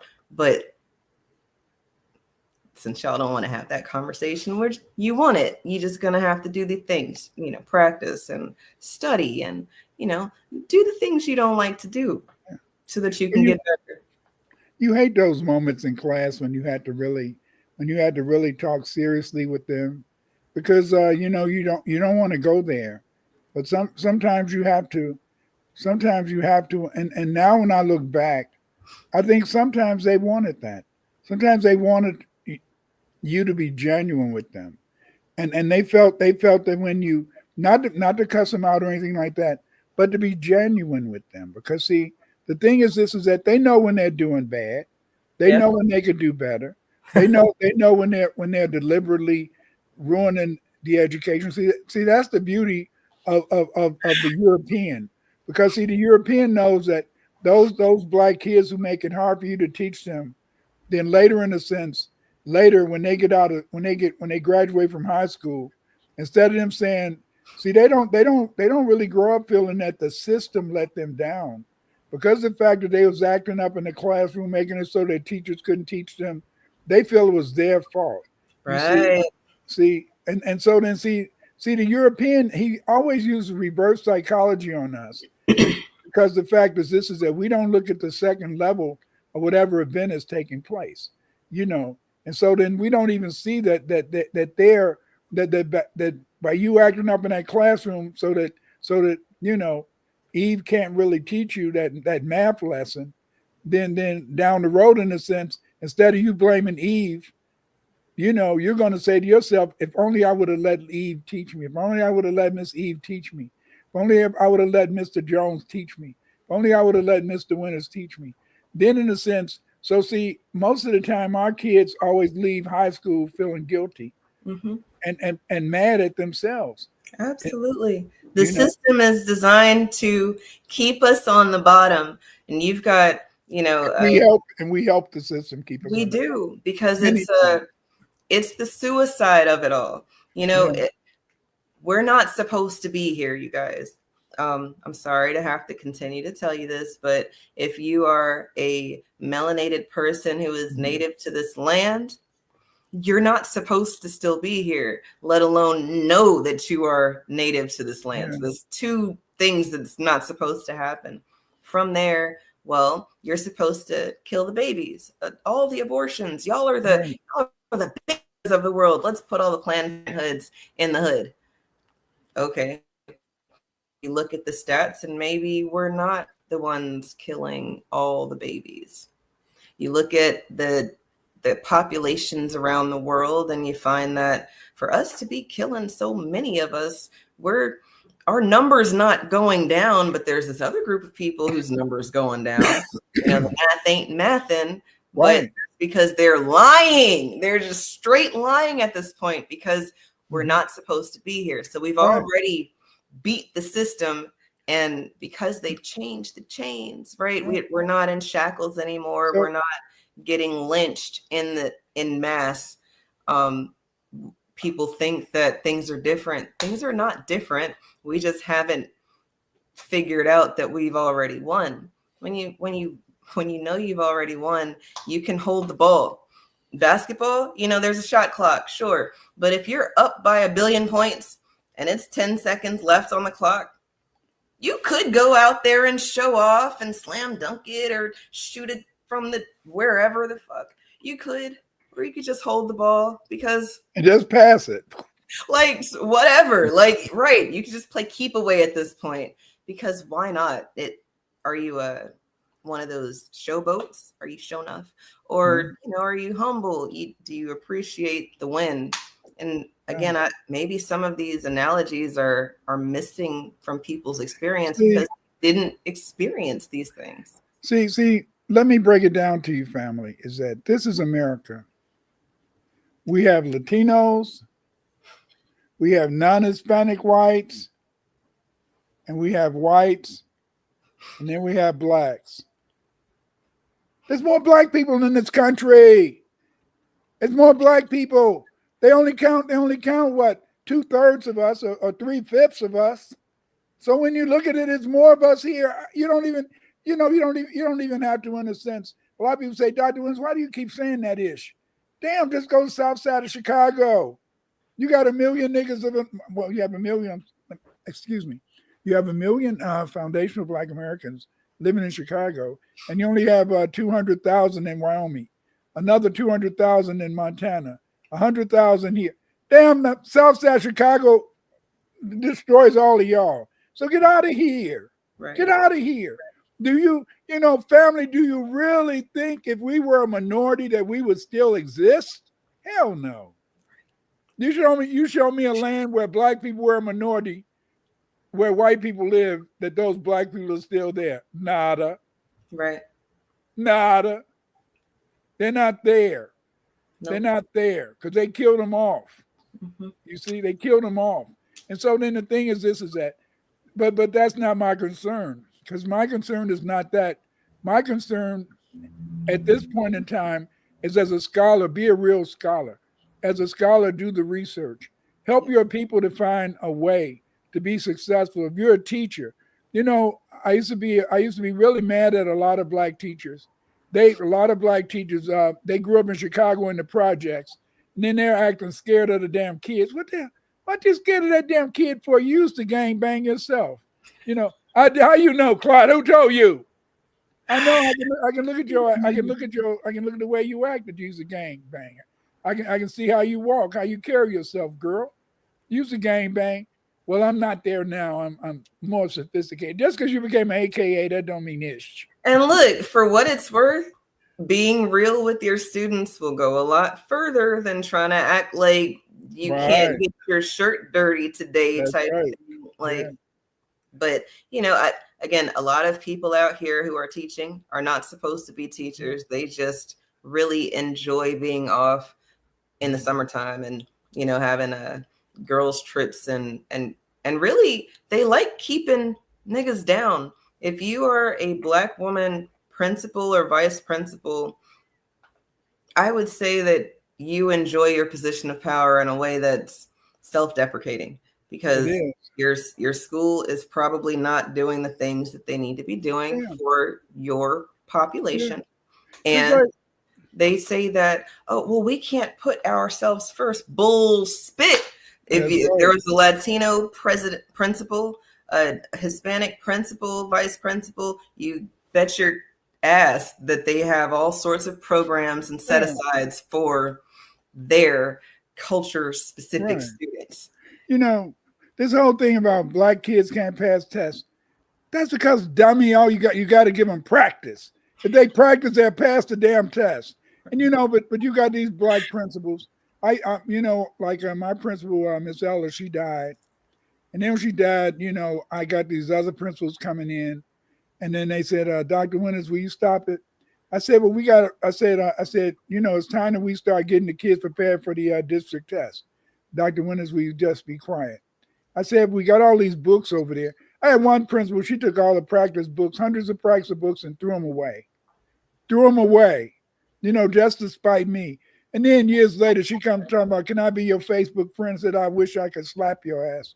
and I don't even like to Facebook hit needs them. a smack the shit out of you button, because what Yeah. the hell?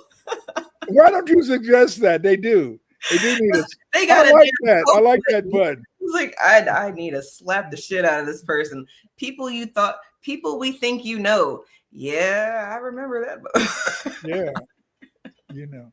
But again, we've That's talked a crazy, lot. Dr. Winters, because I think the only reason that the school, I teach at a private school now, so we don't have to worry about standardized district testing until they get to high school, and I don't teach high school. So Yeah. in the primary and up until high school grades, at the school that I used to teach at, I think the only reason they were cool with the things that you just said you do is because all of our kids weren't Black.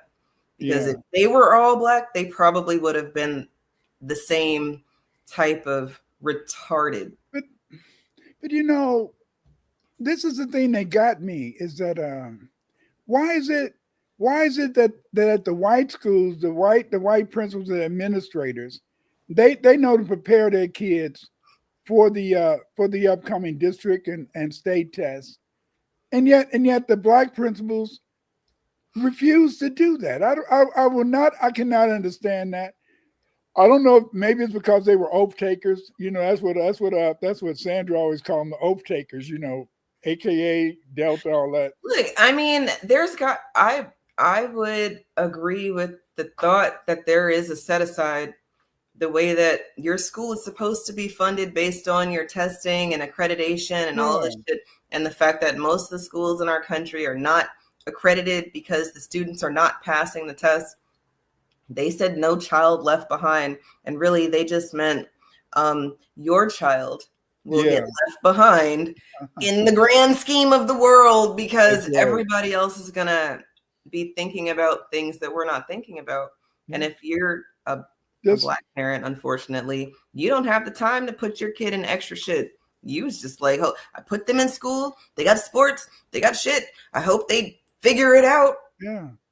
But the biggest thing now is that a lot of kids today, they haven't recovered from that you know, some people predicted it. They haven't recovered from the pandemic and being isolated. A lot of kids today are afraid to be around other kids, you know, because of the pandemic. But we're going too far. We got to end this. We'll be going into it's almost 11 o'clock your time. Wait. Look, what you just said is a hell of a point. The pandemic fucked up a lot of people, and not just children, because you have to think about this, y'all. Some of these children are not children anymore. They're adults now. And the fact that they missed some very important years, developmental years. If they were in school, you wanted them to have these fellowship experiences with other people. If you have them in homeschool or whatever, you were already ready for doing extra stuff. But all of the people who were not ready, they didn't have a plan for the pandemic, you got left behind. And then in college, you got grown ass people playing the sports with the babies out of high school. Yeah. Like, think about it. Like 220-pound, 25-year-old who missed their chance, but because of the pandemic, they get set aside. I heard them talking about it at Colorado. Some of the players are 26, 25. That's and, crazy. You know, and they're graduating this year. But they're 25, 26, and the average kid, the average person, you when you graduated from college, it was 21 to 22. 21, 22. Yeah. If you were a super senior, 23. People were not in college forever. Yeah. And then some of these contact sports, you got to think about the fact that you're not in your prime anymore, buddy. Like, you're going to go out there and tear something. Done. Or you can go out here and hurt one of these little kids because they don't have, like, y'all saw Caitlin Clark in the WNBA? She looked like a little thing on her team. She's just a little tiny thing. And all these big women who were just all around her. And I know, point guards are supposed to be smaller or whatever, but I'm just saying it, the dynamics of what people earn, what people are getting, what people are given right now, it's insane. And I my hat's off to you for doing the work before you had the letters behind your name, because that means that it was important enough to you to do it. There's people out here now that do that stuff too, but they don't get the recognition. But the thing is this is that I didn't know that I shouldn't have done it. If I had to do it all over again, I would do it. But you know, I could take it because I'm a loner. Most people aren't loners, Eve. I'm a loner, so I could take it. But see, the thing is this is that. But when I found out later that I had these people who were against me, and I hadn't done nothing to them, and they were against me, and they were fighting to hurt me. You know, my wife. She said, my wife once. I was up on the stage doing some presentation, and you know, later my wife said, you know, there's people talking about killing you, and I said, I'm just talking about. I was just giving a lecture on how Africans could use their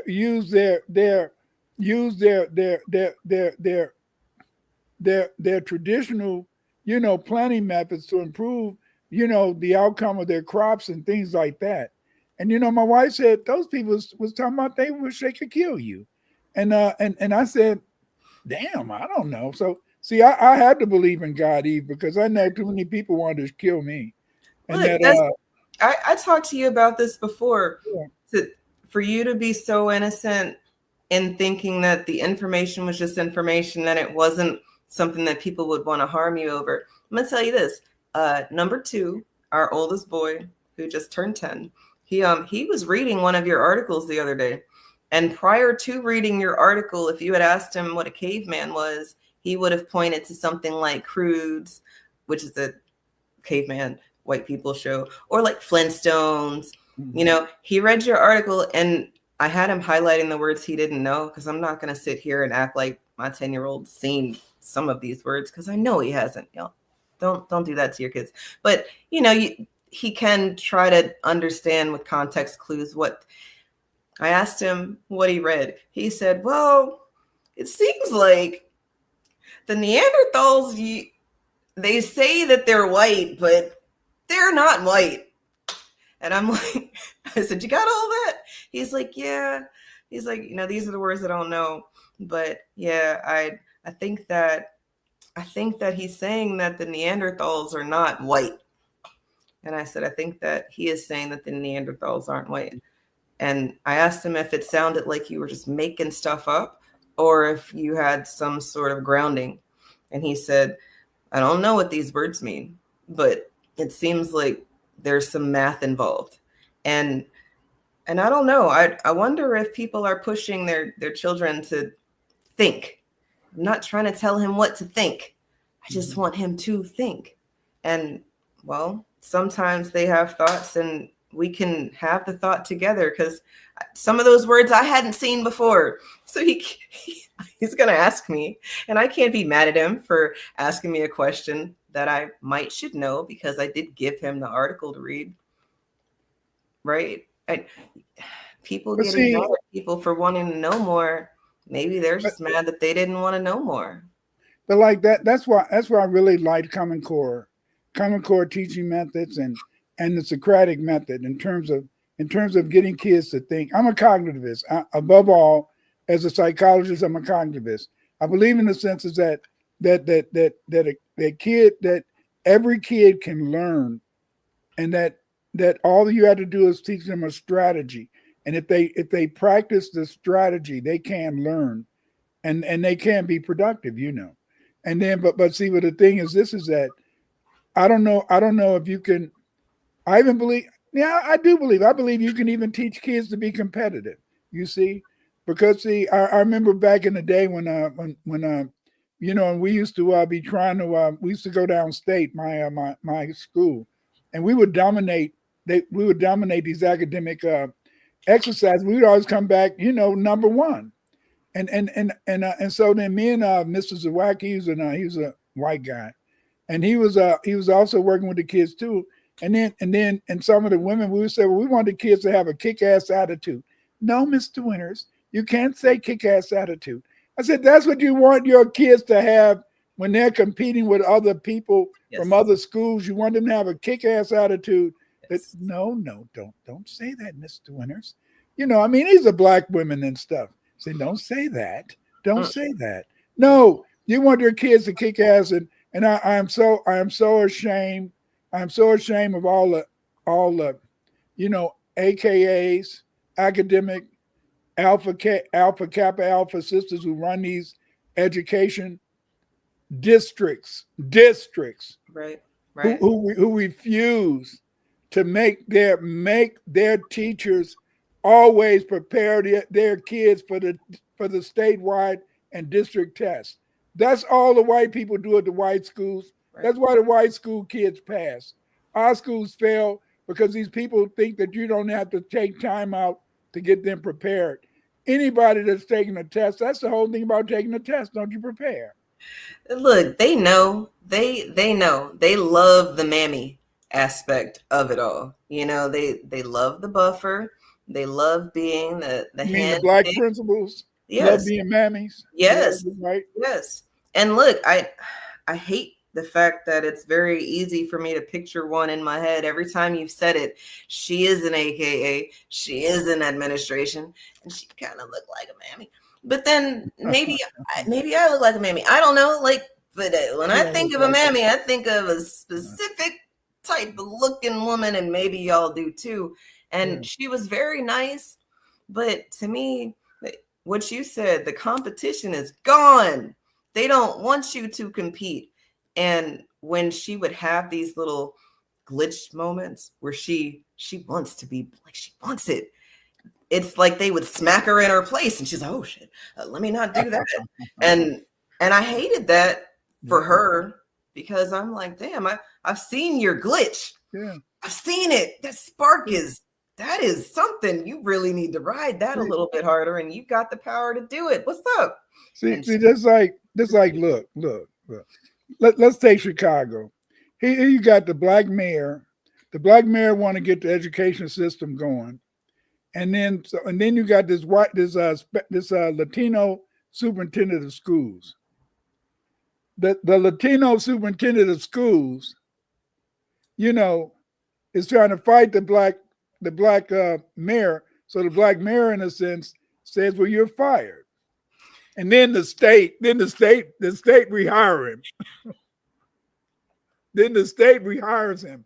See, that's just to show. See, that's just to show how when you're black, how everybody, you know, the outsiders are always there to try to make sure that you uck up, to make sure that you fail, and they're right there. They're right there because see, there's no way if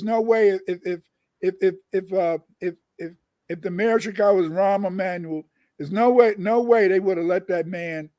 The courts would say, well, we're still going to keep you superintendent for a year. No way. They would have just said, no, you got to go. But see, because he's black, and because they want to make sure that he fails, they let him stay. And see, this is the whole point. See, you know, either they're going to make you fail or they're not going to make you fail. But again, thank you for bringing up this topic of scholarship. I don't know if you guys got anything out of this discussion, but you know, hey, you're laughing. What's Hey, look, y'all might not get anything out of our conversation, but I always get something out of our conversation. And you know, I know sometimes it's a little hard to digest because you didn't want to have this thought. You thought that you did the thing, so you were deserving of what you were given. 9 times out of 10, it was probably yours anyway. And they took it from you, and now they're just giving it back to you in bits and pieces. And some of you feel like because of the work you had to do to get the bits and pieces, you have to kind of stunt on everybody else who didn't do those things to get where they are. And shame on you, because like Mr. Neely Fuller Jr. would say, we're all prisoners inside of the system. And until we figure out how to fix this shit, who's to say that, you know, my way is not the way, or that your way is not the way? But you would have to actually do something. You can't just be out here talking shit about things. No, do some research. stand when people don't want to. Go to the places that people don't go. And I don't mean like go to, you know, a rundown shithole of a place, but the library.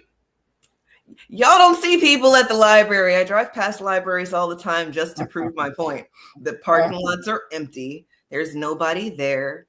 And then it's extra be quiet because it's already so quiet. And now you're extra in tune with the fact that there's nobody here. All this information at your fingertips, but you don't want to go. You don't like reading because they told you you don't read.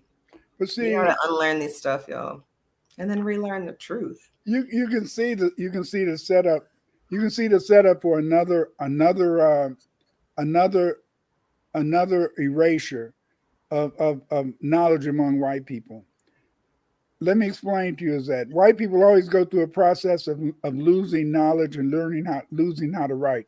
Like right now, most of your major universities are near sources of water. Mm.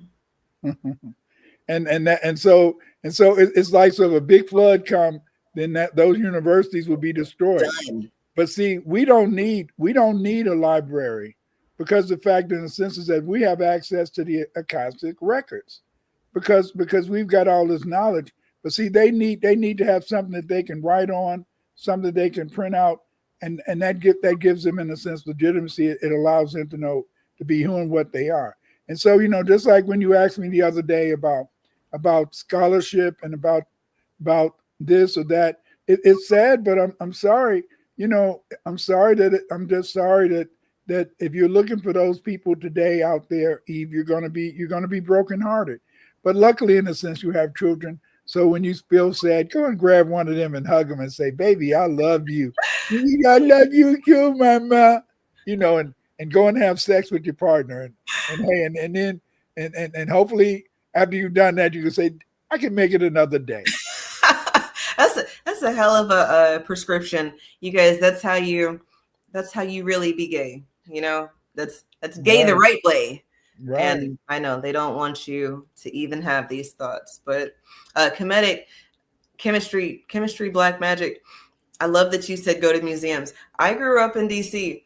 My parents took us to Smithsonian Row. We went to museums. We were at museums all the time, it feels like. And now there are some schools that take field trips to museums sometimes. I think the pandemic messed up a lot of our interactive learning opportunities in schools, in these systems, the school system. So you would have to, you know, have your child in like a private school to get the hands-on learning. In Baltimore, they had that Black and Wax Museum. Scared the shit out of me when I was in the 3rd grade, because it takes you through the slave ship first. And I was like, what the fuck is this? And they had screaming. It was cries. It was very traumatic for me as a 3rd grader. But yeah, because I can remember it all the way to today. But yeah, no, museums for sure. Because then you can kind of see the things that they couldn't whitewash. They can whitewash it on the little plaque on the outside of, you know, this artifact was given to the such and such by the such and such. And then you go with a person like Dr. Winters, and he's like, I don't know. Maybe they're missing out this key detail about, oh, I don't know, the Black Europeans brought it with them. So, you know, gifted to somebody, sure, that's a more recent history of this artifact, but maybe it's a little deeper. Maybe, you know, I don't know. Ask questions, you guys. I'm sorry to snowball off into a bunch of different topics, but I don't want people to lose my one main point, which is you don't have to be an academic to have or want or need or love scholarship. But you do have to want it. You do have to be humble to know that you're not it. And then, well, and don't be disappointed. Don't be disappointed when your heroes have you know, feet of clay. Don't be disappointed, because see,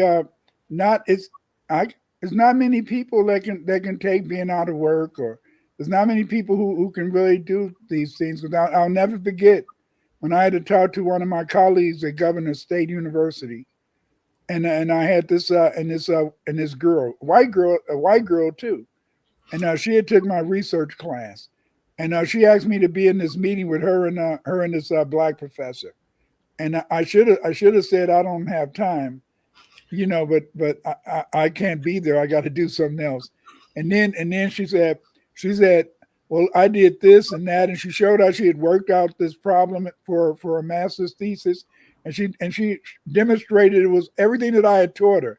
And she said, "Now, Dr. Winters, isn't that right?" And then I had to look at the brother, and I had to look at her, and I just said, "You were right." And a couple of years later, I wasn't at Governor State University anymore. But the thing is this: is that you have to live by truth. But living by truth is very hard. I was thinking today, I was thinking about my mother-in-law. And my mother-in-law, when I was younger, I really didn't believe you should lie. I didn't believe in a lie.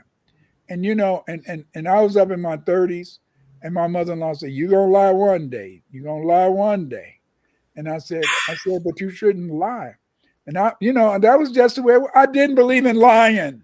Well, you shouldn't lie, but you have to lie when you black. Sooner or later, you got to lie to survive, or you got to lie to protect somebody you love. Hell yeah! Some people lied just to get home, and that's crazy that we've had to have these experiences. Your white partner is not gonna have that experience. They're not going to understand you. Where are you coming from? Are you supposed to be here? No, I don't. I think that the truth will set you free, but freedom could be at the bottom of 6 feet and some daisies. So gotta be careful. or they can. Do you know they can kill you? They can kill you without even making you 6 feet under, because they can just deny you being able to get the truth out. That's what I love about today and social media, Facebook, YouTube. A lot of times you can get out information in the past would have been nobody would know. Nobody would know about these things. I'll never forget. I loved it after the the Super Bowl and stuff, and all these brothers were talking about what was on. I didn't even see the show. I lost my black card, and they was talking about the symbolism in it, and I said, "Damn, hell, I didn't see all that stuff." But then you don't see everything. You don't know everything. And that's wonderful. It's wonderful not to see and know everything, because it gives you something to learn.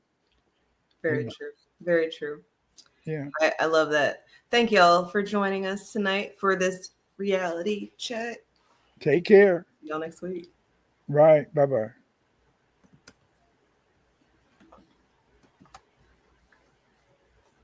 Our identity and our culture as Black foundational Americans. Yes. Wars between Black Indians and whites were manufactured to produce Black slaves for whites. The English, the French, and the Dutch provided the Native Americans with guns, rum, and cheap goods to purchase Native American Indian slaves. Between 1670 and 1720, many Black Native Americans were enslaved. The Black Native Americans were sold into slavery throughout the 13 colonies, Mississippi Valley, Canada, and the British West Indies. The majority of Black Native Americans sold into slavery by whites and Indians. Slave traders were the Choctaw, the Yamasee, and other Carolina tribes. Yes. Many of these tribes, like the Mandi, Mandinga, many of these tribes, we lost their names. And their names have been lost to history because of the fact, in the sense that when the European came, as he conquered these Black Indians, he just made them slaves. And so over time, in a sense, their nations disappeared. Over time, in a sense, their history wasn't recorded. Over time, they were even able to to deny that Aboriginal blacks even existed in America. They wanted to give our Aboriginal ancestors gifts. And the only problem with the gifts that they gave us was that often these blankets that they gave us carried smallpox, yes, diseases. They also, in a sense, gave us another gift, rum, fire water. And this rum caused an addiction among us. In a sense, it led to a demand for guns because it incentivized Indian slave trading. Yes, the first slaves sold in America were Indians, black Indians, selling other black Indians to Europeans to work on their cotton, not on their cotton plantations, their tobacco plantations, their rice plantations. Yes. We sold each other over here, just like in Africa, because of the fact is that we failed to understand that we are one. We should be united based upon our identity and our culture as black foundational Americans. Yes. Reparations, baby, reparations. We deserve reparations. We deserve reparations like yesterday, not just today. No, not just today. We deserve our reparations. Give us our money, baby. Cut the check. Cut the check, black first because it's brilliant. People talk too much. Say less, remain on cold, follow the spirit. When the going gets tough, it's time for resilience. Cut the check, black first because it's brilliant. People talk too much. Say less, remain on cold, follow the spirit. When the going gets tough, it's time for.